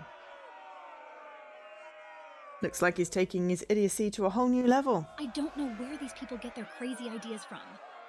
As you well know, we aren't creating anything like what they're claiming. You all started emerging with your gifts long before you joined the Institute. You may be right, but you can't blame them for being suspicious of everything that's happening. Eris. They may have gotten the particulars wrong, but that doesn't mean there's nothing suspicious happening around us. If you're going to make an accusation, you'd best have some evidence of some kind. Oh, I don't recall making any specific accusation, miss. Eris's statement drips with sarcasm. This is getting way too frosty for my liking. It's time to divert their attention. Anyway, are we really just going to stand out here like this? What about class? Unless something changes and it's deemed safe to go in, we may well have to cancel lectures for today. Oh no, what a shame. I see.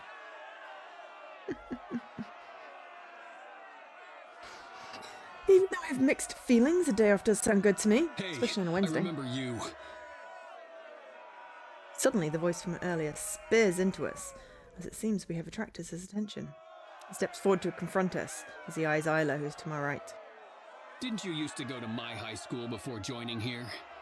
You never used to have an ability when you were there, did you? Who does this guy think he is, speaking to Isla like that? I mean, speaking to anybody like that is just rude.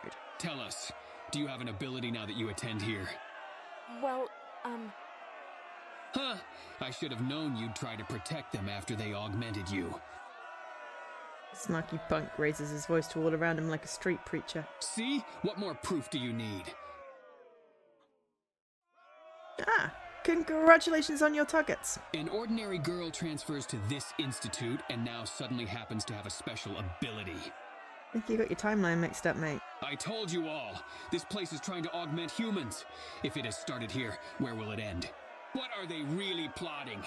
no, I didn't say that. Well, enlighten us. What are they up to with you freaks? Hey, back off. Take a step forward. I've had enough of his jerky face speaking to Isla like that. Oh, and what are you going to do about it? Use one of your augmented powers on me? Yeah, I'm gonna point and click like a king. All right, that's enough. Miss Keller raises her voice, jolting me out of my advancement. She then backs us up and away as she wedges herself between us and the golden-haired punk. Go home, all of you. I'm making the call that it's unsafe to hold our lecture today. But I said go! She leaves no room for argument. Come on, let's get out of here. he... It's not the time now, Zeke. Sigh. I take a breath. They're right. It's not worth making the situation worse over a guy like him. Fine, let's go. Cowards! His final comment stings as I swallow my pride and obey Miss Keller's request, leaving the scene in frustration.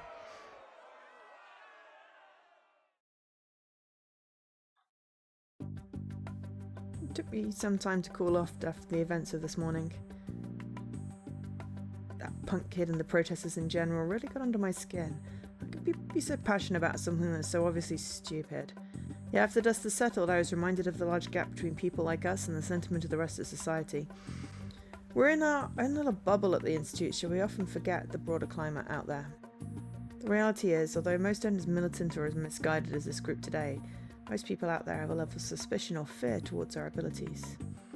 As people fear what they don't understand, or that which is different to them.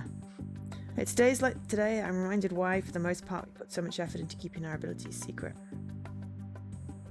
After the events of the morning, we didn't stay out for very long. There was an unsettling feeling around town, and I got the sense the girls felt unsafe to be out. Or maybe I'm just using them as cover for how I felt. As we'd already agreed to meet up tonight, we decided to go home for the day and decompress and use the time to get on top of our college work. I'm sure that's what the others did anyway. I ended up wasting most of my time. Did they have to make the Fate franchise so addictive? Fate? The Fate... What can they mean? Destiny, maybe? Oh... I was thinking more something like there's... I don't know if it's an anime or a game series. I don't think it's... They're not subtle. Usually, so I think it's actually something called Fate series. Ah, okay. Fair enough. Fair enough. The door to my right opens as Jace walks in, having returned from his room. Do you really need the candles again? Set in the mood, mate. It's tradition now. Who knows what bad luck may befall us if we break with it? Whatever. Yeah. Plus it gives him a halo. They're here. Jace opens the door and leads the girls inside. Did you really need to get the candles out a second time, Zeke? Me? I won't remind her this is actually the third time the candles have been out. Now, Eris, we should at least say hello before berating him for his inadequacies. That hurts. My inadequacies? It was We shouldn't waste any time. Let's take a seat. Jace cuts me off in typical Jace fashion. What a nuisance. Whatever. There's no winning against him in these situations.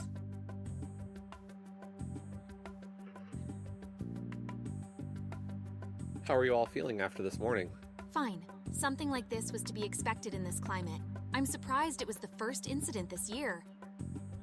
I don't blame people for feeling on edge. None of us understands why our abilities appear or what they signify, if anything. Add on to the fear a nice conspiracy theory or apocalyptic message, and it's bound to suck some people in. Fortunately, we haven't had too many incidents at the Institute. I only remember one other protest happening, and that was several years ago. Though I get the sense things are heating up out there again. What about you, Isla? I'm okay now. I sure hate that Trace guy, though. Trace. Trace, is that his name? Trace. Trace is part of Verum, a group that holds various antagonistic views towards those with SCPs, special abilities. Trace is actively engaged in trying to uncover the truth behind the Institute's research. Age 19, height 6'1", SCP, NA. Nah.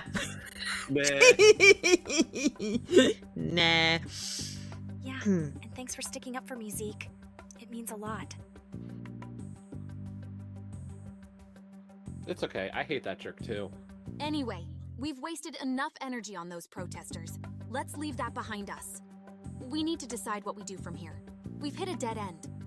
I'm not sure I'd call it a dead end. Not yet, anyway. What do you mean, Jace? What I mean is that we learned a bunch of new information from that office. Plus, we now have a security tag to get us into the research buildings. Security tag. Zeke took Dr. Crane's security tag from his lanyard, enabling access to the staff corridor from the education building. I wouldn't call that a dead end.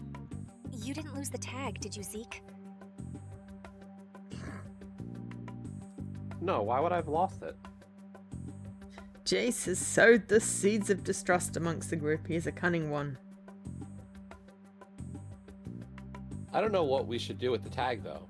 I don't think wandering aimlessly through the research building is a good idea. Okay then, let's quickly take stock and come up with a plan.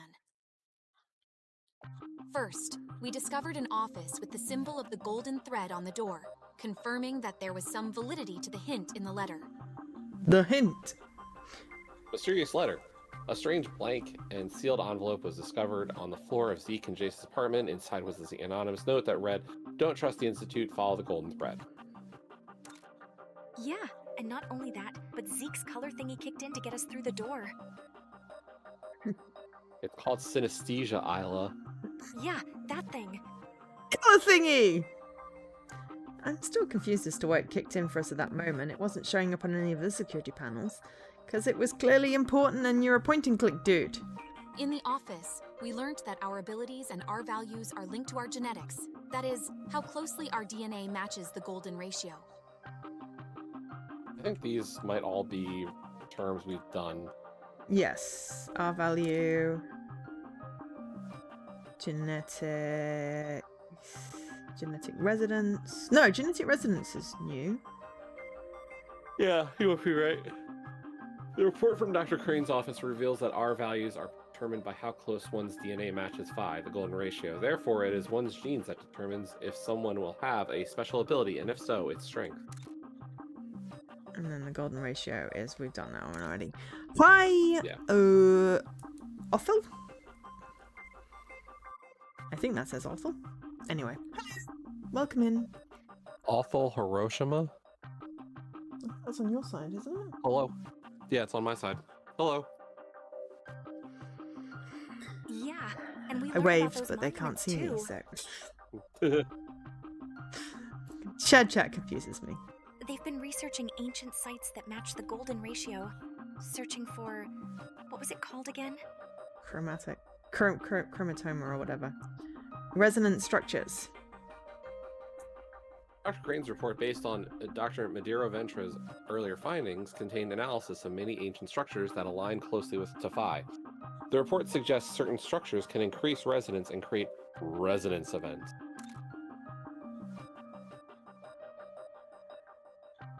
The chromatone.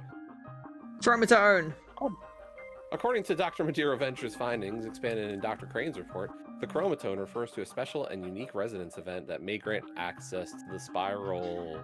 I know, because we've been talking about it, Final Fantasy's on everyone's brains, but it is sounding very Final Fantasy-esque. That's what they called it. Not that we have any idea what it is. And finally, from the card that was switched in the lock, it appears someone may be keeping their eye on us. The swapped card. Swapped card. The card Jace put into the lock on April 23rd was the Ace of Spades, though the card Zeke retrieved was the Joker card. For an unknown reason, somebody had replaced the card, but not stopped them getting through the door. The group speculate it was likely done by someone wanting them to know they are being watched. The real question is where to from here? She's right. Although we found out some pretty interesting information, I don't see what we can do with that. But that can't be right. There must be some way forward given what we know. The clue they left us ended up checking out. I doubt whoever it was just led us to a dead end. Yeah, maybe there's something we're missing. Another clue or something? That's what normally happens in those detective shows anyway. Ida's really enjoying this. Well, there's no point just sitting around here with your creepy candles. Does look like they're at a seance. Let's go. Where? Where else? The Institute. Are we really sure this is the best option right now? I'm sure Jace is keen to explore it, but there's been a lot of commotion around there recently. They've got to have extra security. They're definitely being watched. I feel like they're walking into a trap. We hadn't finished looking around that office before we had to get out of there. Plus, we have that security tag. Who knows how long it's going to work for, if it's even still working. They could well cancel it if they figured out it was stolen. This is an important call. I think we should... Save. Oh. Save. Okay. What do we think? I want to look at the flowchart. Okay. Okay, so we did... Alright, okay. So... Yeah, we've definitely got +4 red now. This is a white and blue choice, though.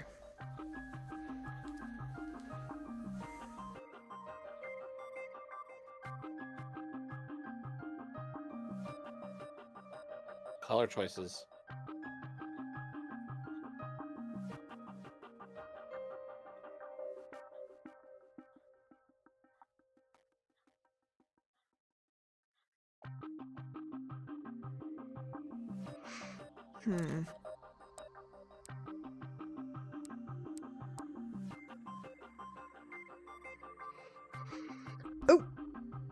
Would it... I accidentally hit back rather than... better than hitting A, I suppose.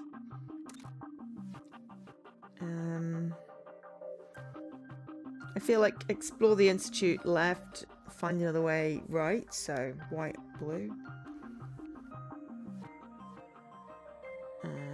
But from then on, the dates are indented. Right. Which is just weird. It's like, this is clearly important. Is this the next chapter? I mean, it would be good if we got to the end of a chapter. We spent a lot of time talking last time, which meant that, you know, we didn't get to the end of chapter 2. But it would be cool if we get to the end of the chapter 3.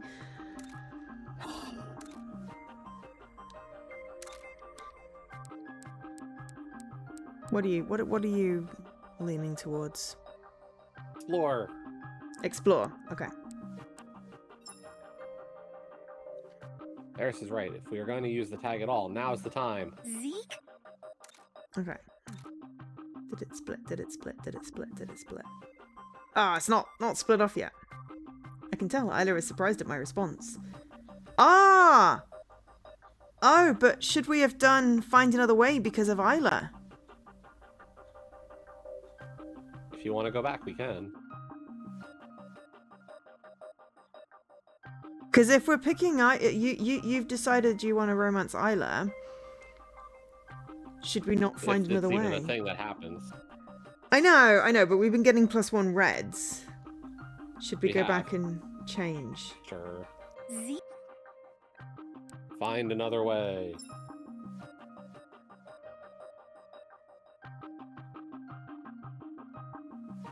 We almost just got caught. I think we'd be better trying our luck to go in there blind again. What else are we going to do? Just we'd give be up? trying our luck to go in there again.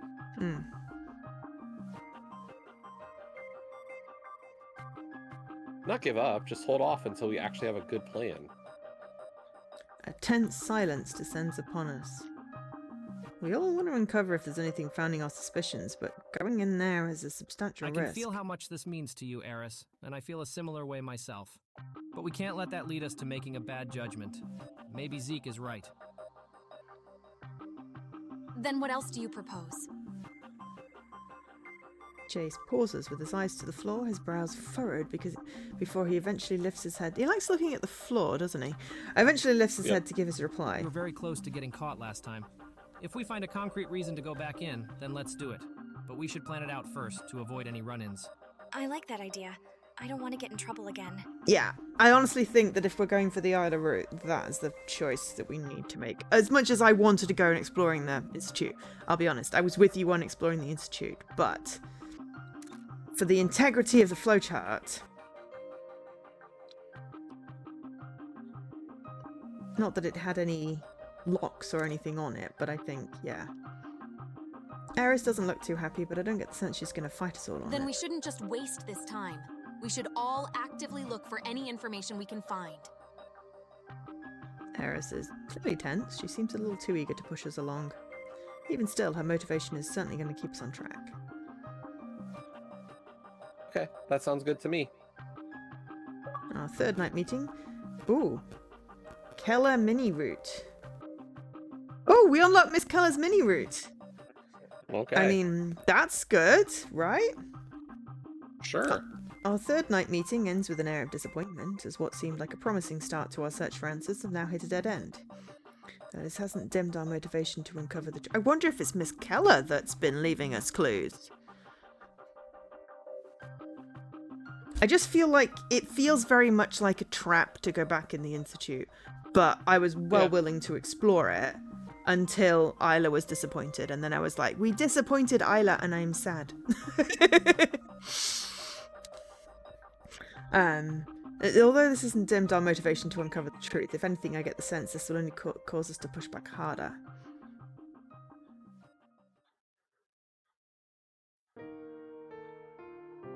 Okay, you can read the blindingly bright text. Oh, it says Miss K at the top, underneath my logo. The lectures are finally finished for the week.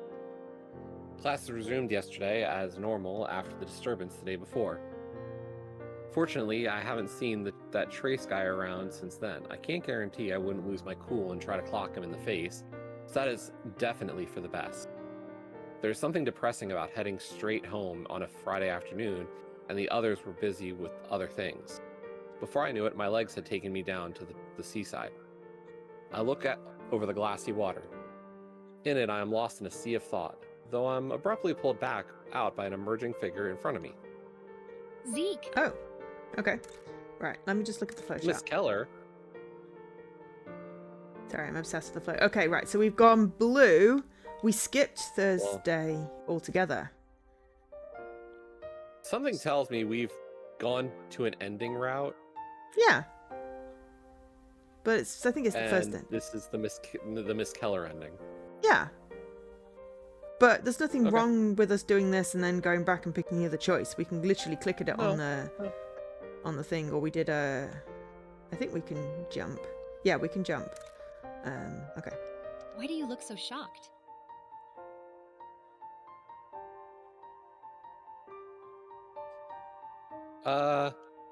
You know, us lecturers aren't just avatars of the simulation chained to the Institute. That's a weird way to put it.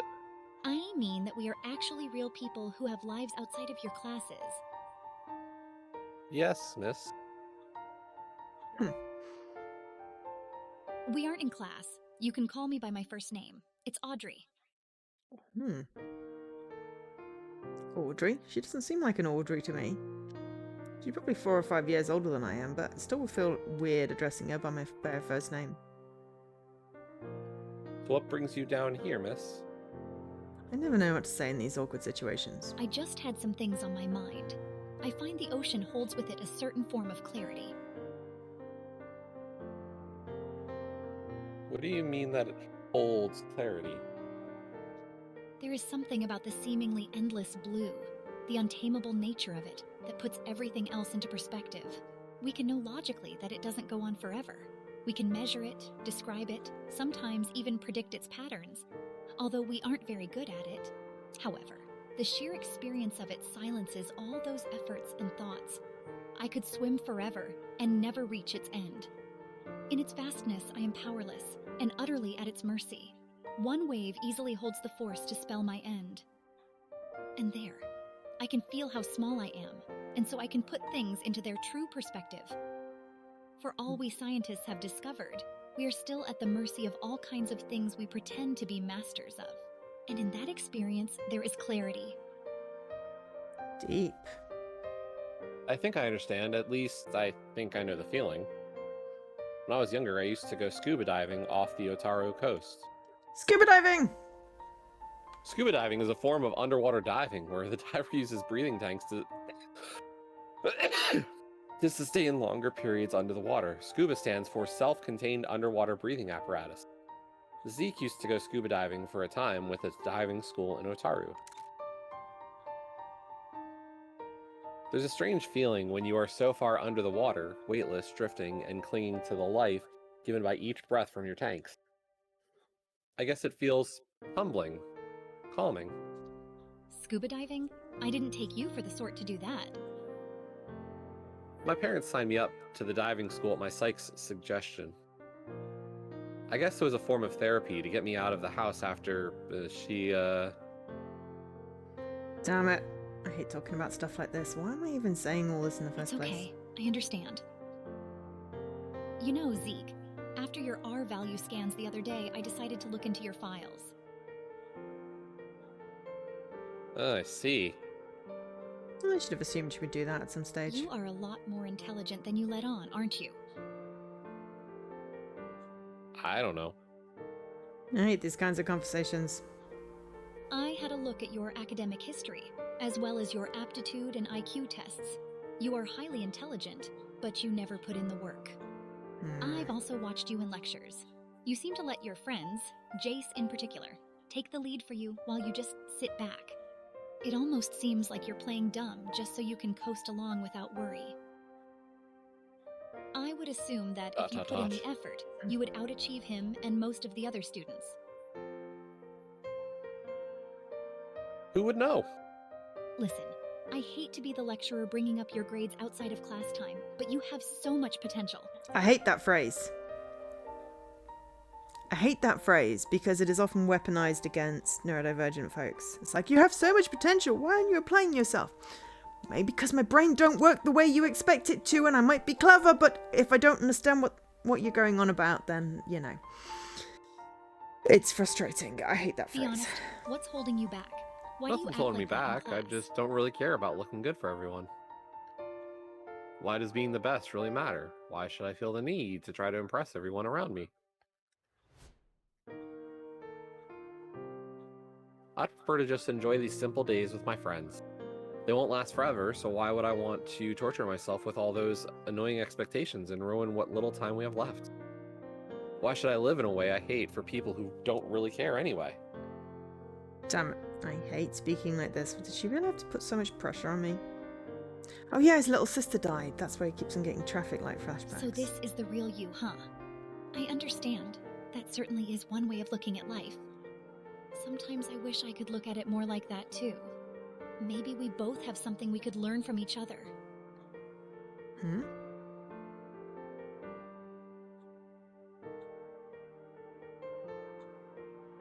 Anyway, I'd better keep moving. My upcoming report isn't going to write itself. I'll see you in class, Zeke.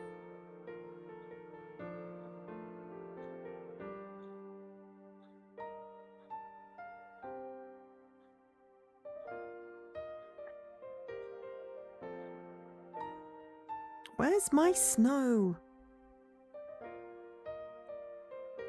Sorry. Ah, sure. See you, Miss Keller. Out here, it's Audrey. She shouts her parting comment over her shoulder as she begins making her way back towards the city. In response, I look out to the ocean and I'm enveloped by its endless blue. I love an ocean.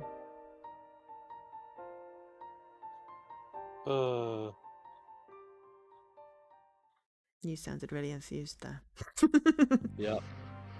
The weekend came and went almost before I knew it. I've been a shut-in basically the whole time. Can't even remember seeing Jace around it either. What about Saturday and the oh, this is terrible! What about her records? Right? There is something depressing about Sunday afternoons. I always feel unsettled. Spend all my mental energy trying to piece together a clue from the information we found, but to no avail. I head outside, clear my head from this fog. Okay. I mean, I feel like we should go to the arcade, but at this point, what's the point? Because we already missed the thing Saturday.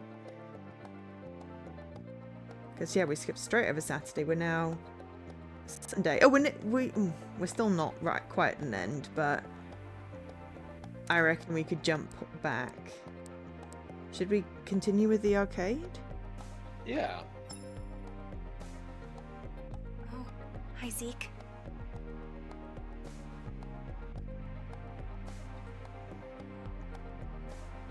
Sue promised to help her. Hey there, where's the fan club today? Never mind that. Where were you yesterday? Yesterday? What was yesterday? Don't worry about it. I've got to go. Huh? Wait up. She doesn't wait. She shoots straight past me out of the door. I wonder what's up with her, dude. You missed her competition.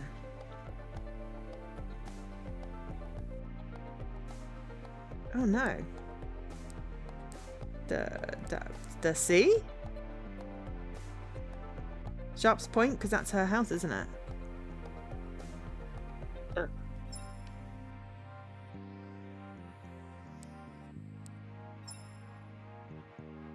And then click on her house. Isla's house. I should try knocking. ...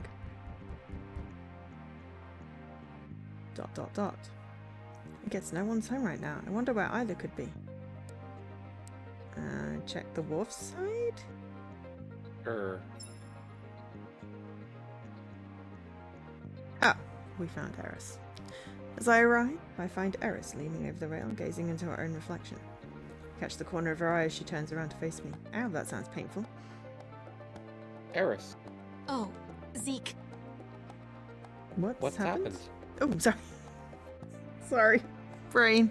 You can't Don't say worry that, about just it. tell. I said back off. Huh? Whoa, what's up with her? I mean, I feel like you were a douchebag and missed an entire weekend, but... I just want to be alone. Don't follow me. Just like that, Eris departs. I hope she's okay. Okay. Back to Main Street.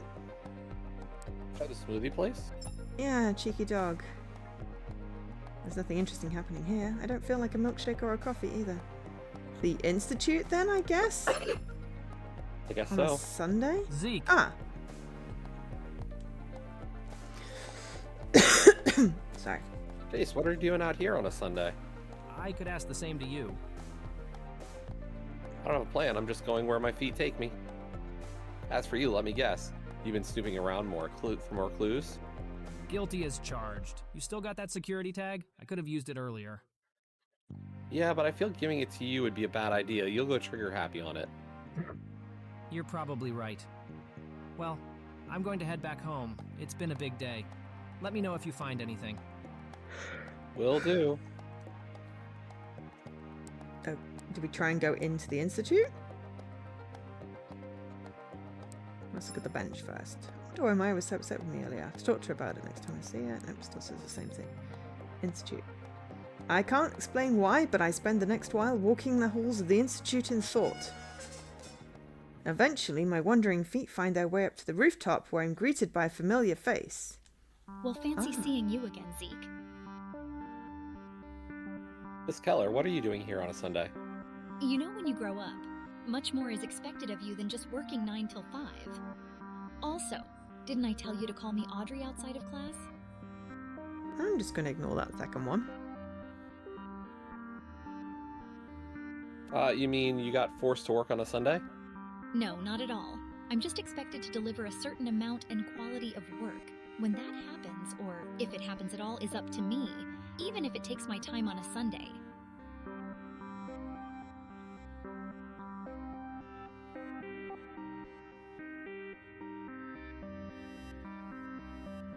Isn't that just the same thing? If you don't deliver, you get fired, so what's the difference? Oh, Zeke, so naive.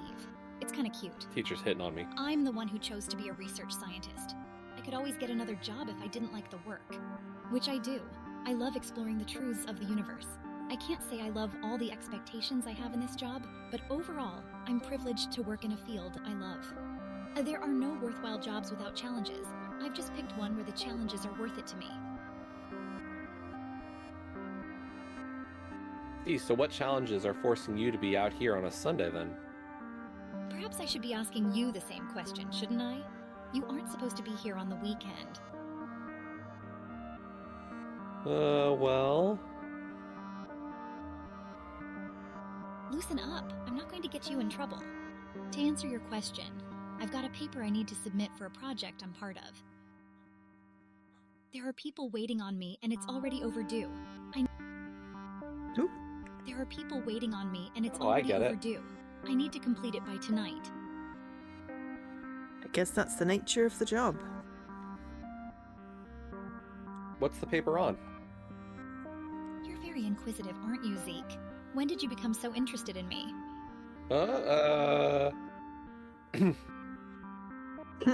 You're far too easy to tease, Zeke. I already told you to loosen up. That's not appropriate for you to tease We in. aren't in class now. But you're still Yeah, his teacher. right, sorry.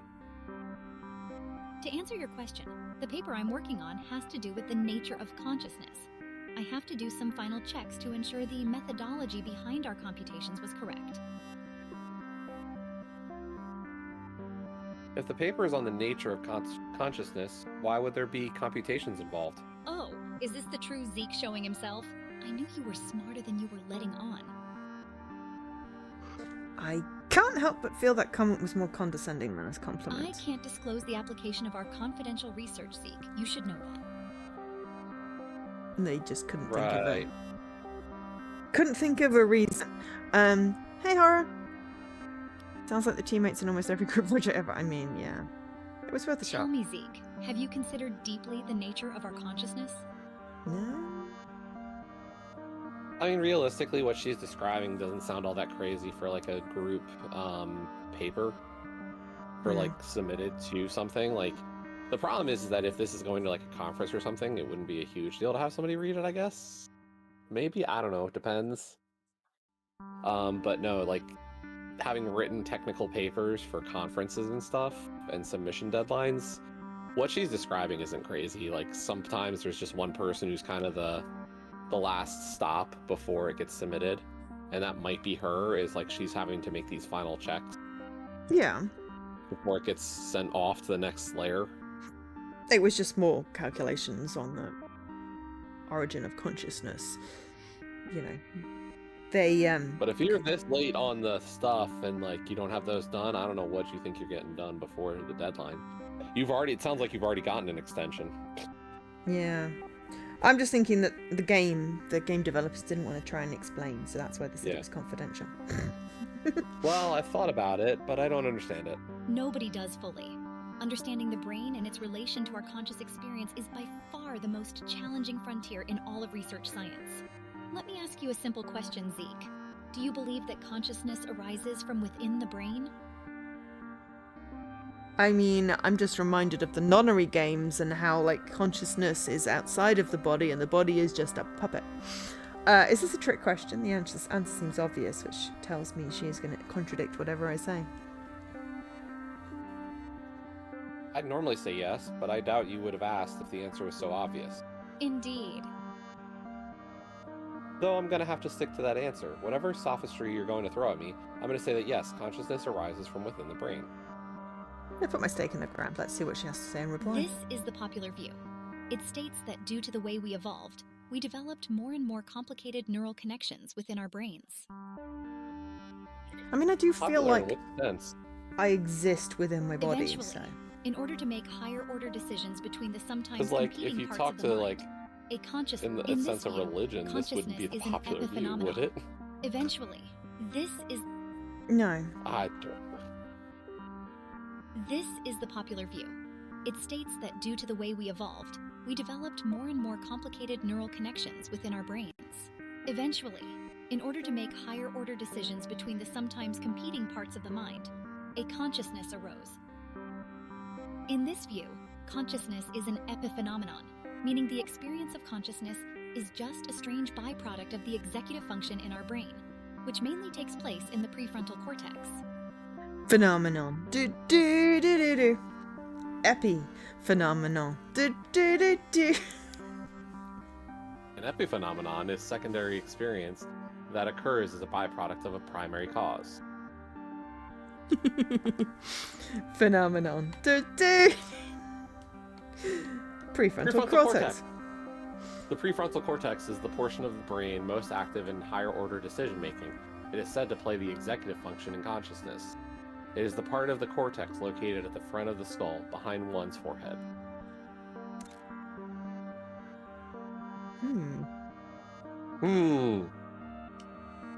Put it this way.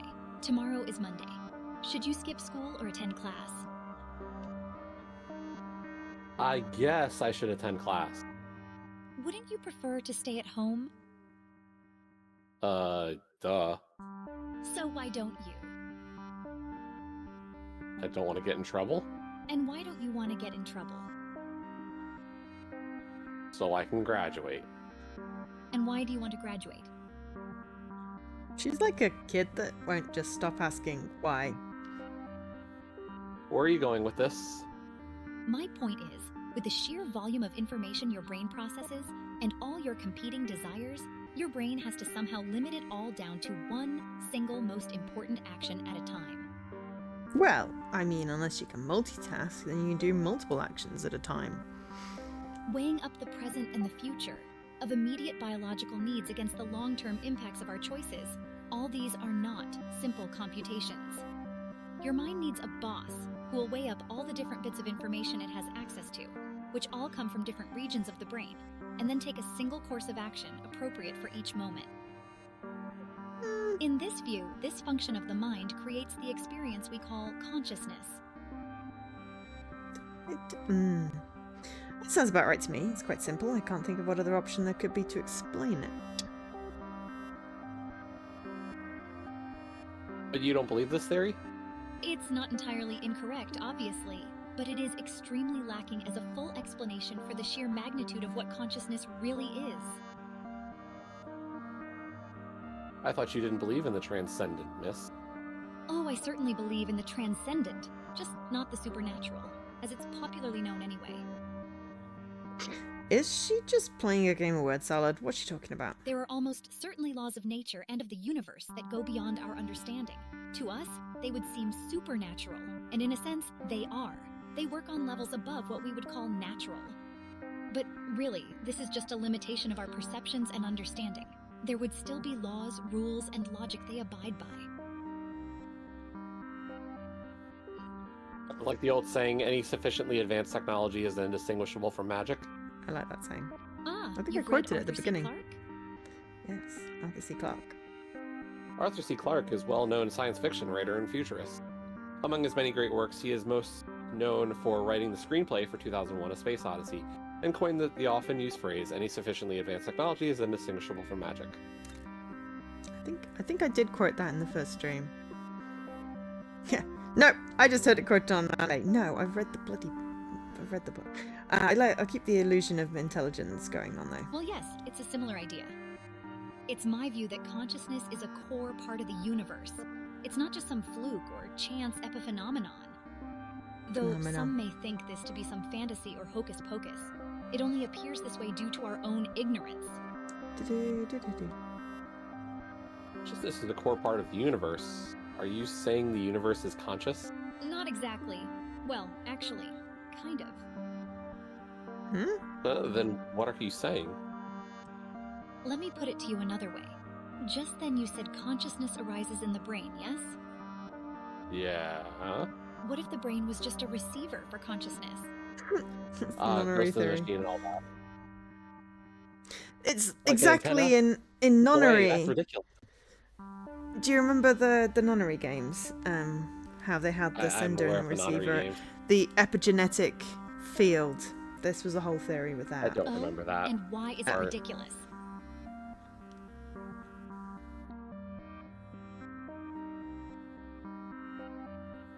There's too much we understand about the brain. Even if we don't know everything, we have been scanning the brain and understanding at least the basics for ages now. Then consider a computer monitor for a moment. You mean like the computer screen? Yes, it requires some fairly sophisticated technology to take the signal and display it. Yet the information doesn't originate in the monitor. That's exactly the same theory from nonary. Your brain could be like that. Literally. I've got Lotus. So you're saying our consciousness comes from elsewhere, like the computer tower, and our brain is like a computer monitor, and that takes the signal and runs it through our body? Yes, essentially. In this theory, the brain is responsible for anchoring consciousness to this physical body. It doesn't create it. Where's Allison? Is it Allison? He's probably asleep. I was gonna say, this is essentially from the nonary game, this theory. It may be from somewhere else, but yeah, this is exactly the same theory. Consciousness is a fundamental property of the universe, and us humans are a unique expression of it. It's a theory that's worth considering, isn't it? I've already put my stake in the ground. I gotta find a counter. I mean, irrespective of what the game says next, I feel like I exist inside my body, inside my head. I am here. I don't feel like I'm being controlled. But what about things like brain injuries? Don't they prove our brains affect our consciousness? I thought you were saying that then. Of course they affect it. If a monitor gets damaged, it can no longer take the information sent from the computer and display it properly. The same is true with the brain. The consciousness behind it remains intact, but due to the damage, it cannot sync with the host body effectively. But isn't this already what we know to be true? When we see someone inhibited with these kinds of injuries, we naturally intuit the meaning. We feel something is getting in the way of them being their true self. What about people with split brain? To us, that's the greatest tragedy of such injuries.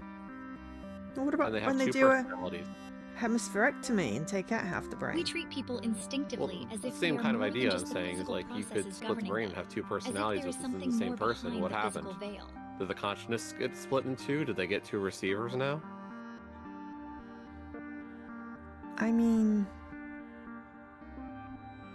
dissociative identity disorder is a whole trauma thing, which Well, definitely. No. I'm saying something different from that. It's like splitting the corpus callosum or something, and you can have two like distinct personalities within, like kind of like the hemispheric split. That can cause actually two distinct personalities that with different like beliefs and whatnot. Are they aware of each other? I don't know how aware they are of each other. I haven't done a ton of research into the subject.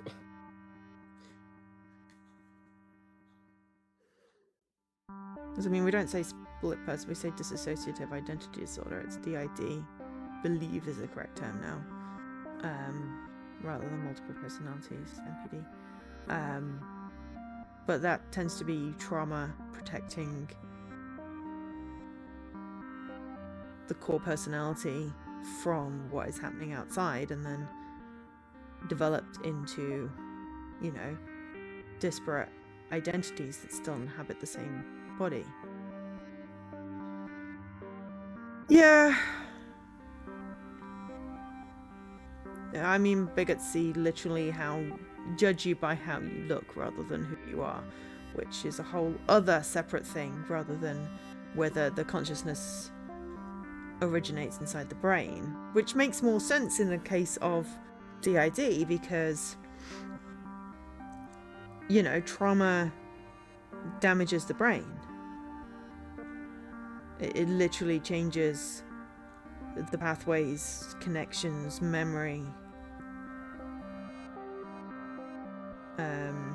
And that fracturing of the psyche is a protective mechanism to protect the core personality.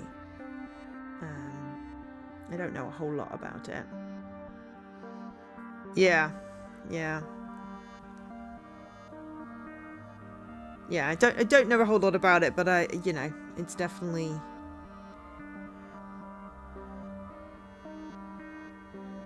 You and I were describing the same thing. Are we? Okay. Yeah, when you talked about the split brain, left brain, right brain thing, it's actually a specific thing called splitting the corpus callosum. Okay. But that's more of a brain surgery type thing.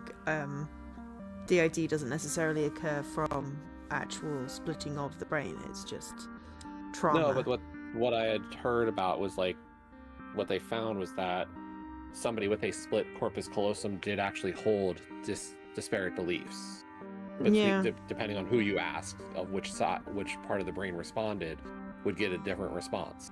Yeah. So like I think what the experiment showed was like one person said they were an atheist and one person believed in God. Like very disparate beliefs between the two sides. Right brain, left brain theory.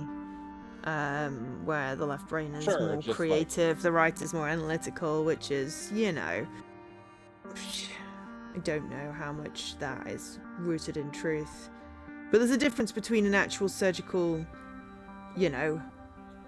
operation on the brain, which causes a split, like a split in personality or diverse personalities developing, or the brain is technically whole, but trauma forces the fracturing, the disassociation,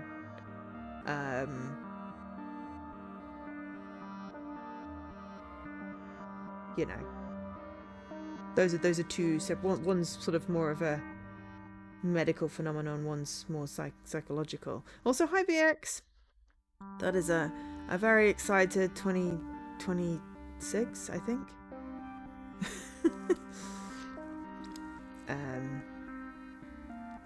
But yeah, the brain does adapt, to a point. But again, not an expert. Just a lot of reading around the subject, shall we say. Especially around trauma. But anyway. This idea of a greater transcendent reality that shapes our material world goes back millennia. Such ideas were made famous by Plato's cave, but spans far further back in history than that. Plato's cave!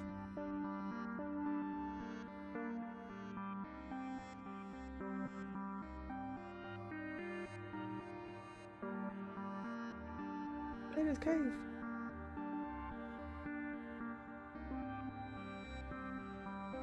Plato's Cave is an allegory from the famous ancient Greek philosopher Plato, whereby he highlights the limitations of human perception and the often foolish attitudes I'm assuming attitudes.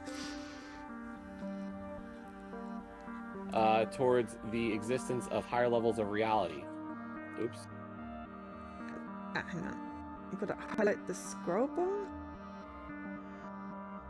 Plato's Cave. Plato describes a group of people who have lived chained to the wall of a cave and all their lives facing the blank wall. I can't scroll it, can you? No. This idea of a Oh, greater crap. transcendent reality that shapes Hang our on. material. Such ideas were made famous by Plato's Cave. Sorry, It I spans accidentally went far back. further back in history than that. I can highlight the scroll bar, Same. but I can't make it scroll. But anyway, Plato's Cave describes a group of people who've lived chained to a wall of a cave all their lives, facing a blank wall. People watch shadows projected on the wall from objects passing in front of a fire behind them, gives names to those shadows. The shadows are the prisoner's reality, but are not accurate representations of the real world. I feel like I've read about this before.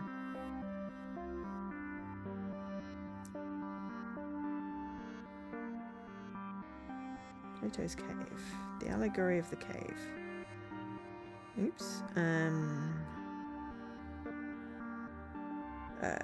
Okay, they observe the shadows projected on the outer wall by objects carried behind the inner wall by people who are invisible to the chained prisoners, and who walk along the inner wall with the fire behind them, creating the shadows on the inner wall in front of the prisoners.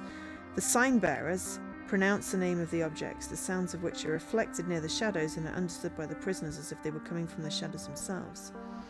Only the shadows and sounds of the prisoner's reality, which are not accurate representations of the real world. The shadows represent distorted and blurred copies of reality we can perceive through our senses, while the objects under the sun represent true forms of objects that we can only perceive through reason.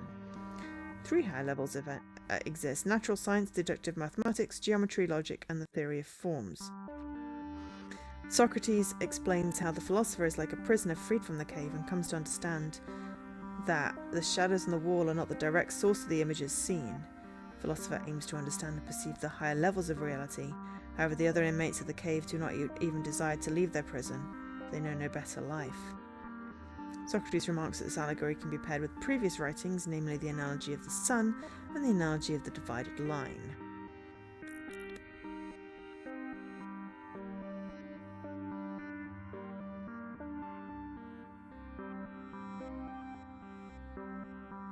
And then there's a whole bunch of other stuff which you can read up on Wikipedia if you want to. But yeah, the UI is such that we can't scroll. To assume such a universal experience is purely delusion, without having exhausted all lines of inquiry, is completely unscientific. I had never thought about it like that, and never thought I'd be hearing it from Miss Keller of all place people. Has she always been this open-minded? Does that mean souls exist if there's something beyond the mind? Perhaps, though maybe the idea of a soul was just the word we used because we didn't understand the nature of consciousness. If you look at the universe, it is full of stable laws and patterns. These patterns somehow resulted in us conscious beings who can decipher these inbuilt languages. Languages such as maths, geometries, reason. Through us, it's like the universe is experiencing itself. Like a fool who finds hieroglyphics carved into stone and concludes it was just randomly created by erosion over time. It'd be foolish to assume these complex patterns written into the universe, and our role to observe them, hold no greater meaning. Us humans, for all our intelligence, are so damn foolish. Yes. For a moment, I think I see the crack in her mask resurface. Is there really something more going on here? Not sure I'm following your meaning. Don't worry, Zeke. I'm sure you'll get it one day. Anyway, time is getting away from me. From all of us, really. I have to get back to my work. Thanks for the chat. It was a nice brain break. You call that conversation a break? I think I need to lie down after all the info. I guess she is just built differently. I'll see you in class tomorrow. You'd better get going before you get us both in trouble. Yeah, you're probably right. I'll see you in class, Miss Keller. I told you, it's Audrey.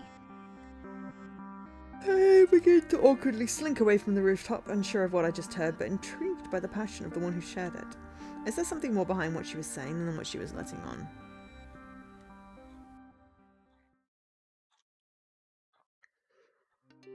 I leave our apartment again with no sign of Jace. We're now on Monday. At this point, I can't even tell if everyone is intentionally avoiding me. There is a very weird atmosphere around this week. Something I can't quite put my finger on. Hey, Maya! There she is. Last time I saw her, she was angry at me. Maya, whatever. And then she's gone. I think she's spotted me. I should follow her, see why she's so upset. I finally managed to catch up to her in the second floor hallway. Maya, wait up. After I call out, she halts, and in response, she turns to face me. About the other day, you know I didn't prank you, right? It doesn't matter now. Why? It is too late. What's too late? I already told you. It doesn't matter. You can't leave me like that! Come on, don't be like that. I promise I gave you the correct address. It was just a mistake. I'm sure we'll be hanging out again soon. Why don't you come over next time instead? None of that matters now. Goodbye, Zeke. No, wait. Aren't you at least going to tell me what's going on? Like I said, it was just a misunderstanding. No, it is beyond all that. The world's about to end. I'm going. Don't follow me. Not in a bang, but a whimper. Once again, Maya leaves, leaving no room for me to pursue her. Just what is going on this week? Running a few minutes late, I look through the glass door into my lecture room. I see only Jace among our friends in the room. Where's Isla and Eris and Isla? Oops. I look to the right and notice our lecturer is staring straight at me from within the room. I have been spotted! It's not Miss Keller, though. She's usually the one teaching this class. Must be a substitute. I guess I have no choice but to go in and sit through the lesson.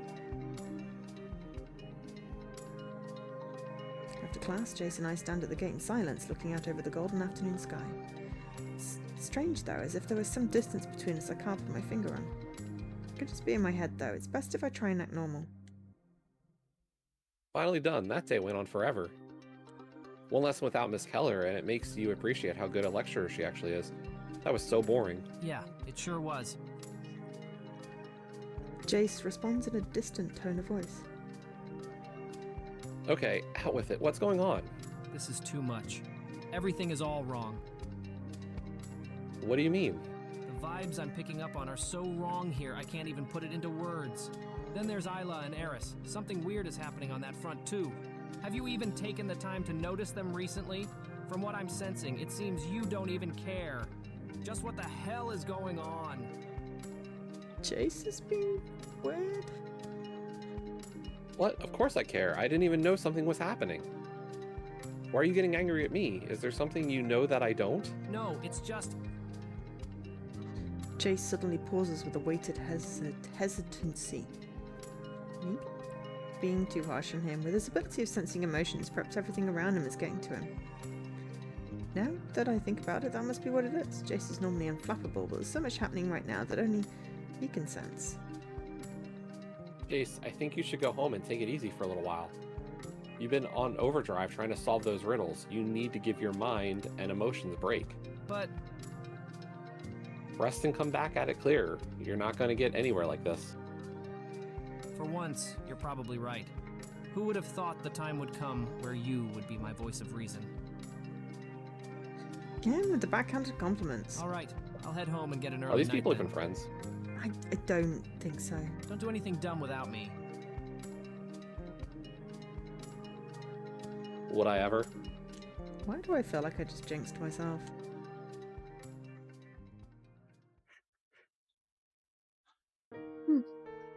Following my conversation with Jace, I decided to try looking for Isla and Eris around town, although without luck.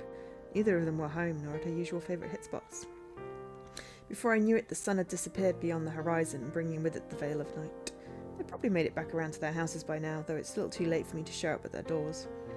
So now I found myself aimlessly standing on this roof. having taken advantage of the security tag in my possession as I stand looking out over the city.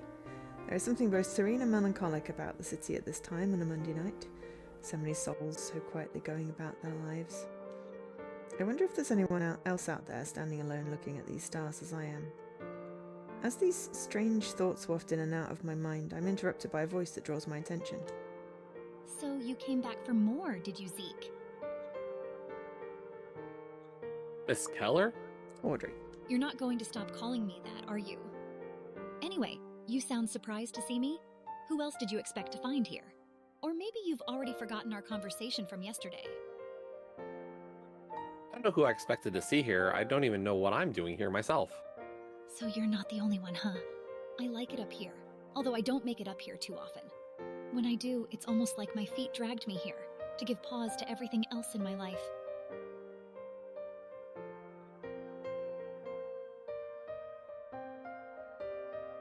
I guess we were both brought here the same way. Yeah. She looks troubled, just like everyone else around me in recent times. Listen, Zeke, you should stay away from here. Huh? Why? There isn't much more I can say, but you don't want to get caught up in this.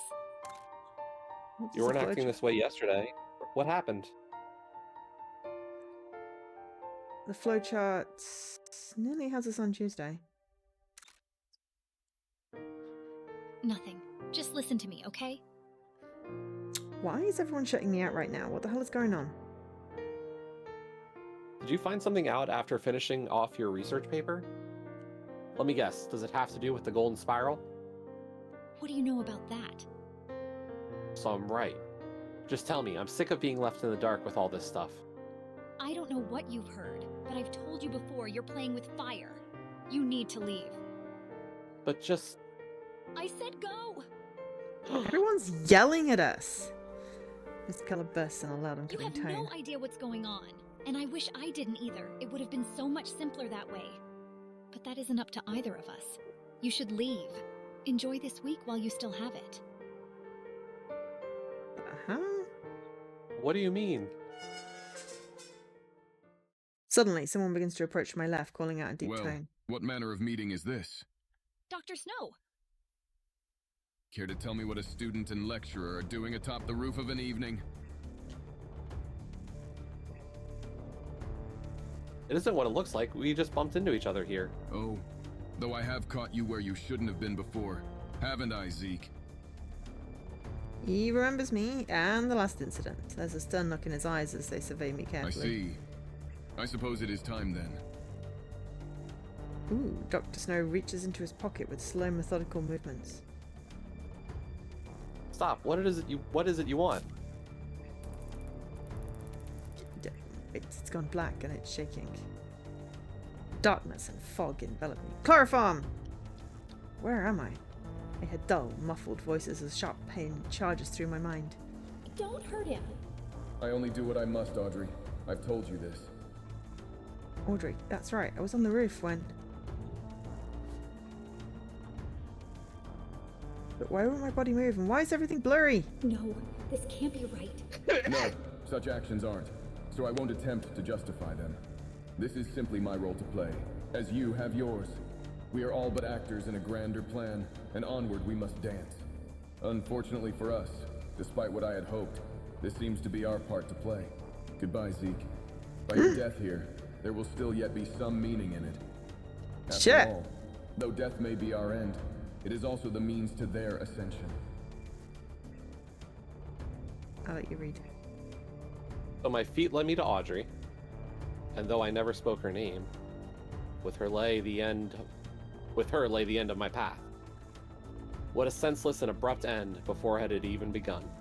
At least that is how it seems. Loop, Keller Keller end. end.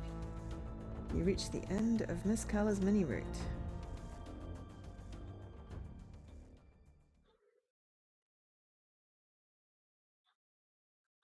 Resonance has shifted. A new condition has been met. Jump to the nearest divergence point. Yes. Ah, this is an important call. I think we should. Okay, so just gonna drop another save.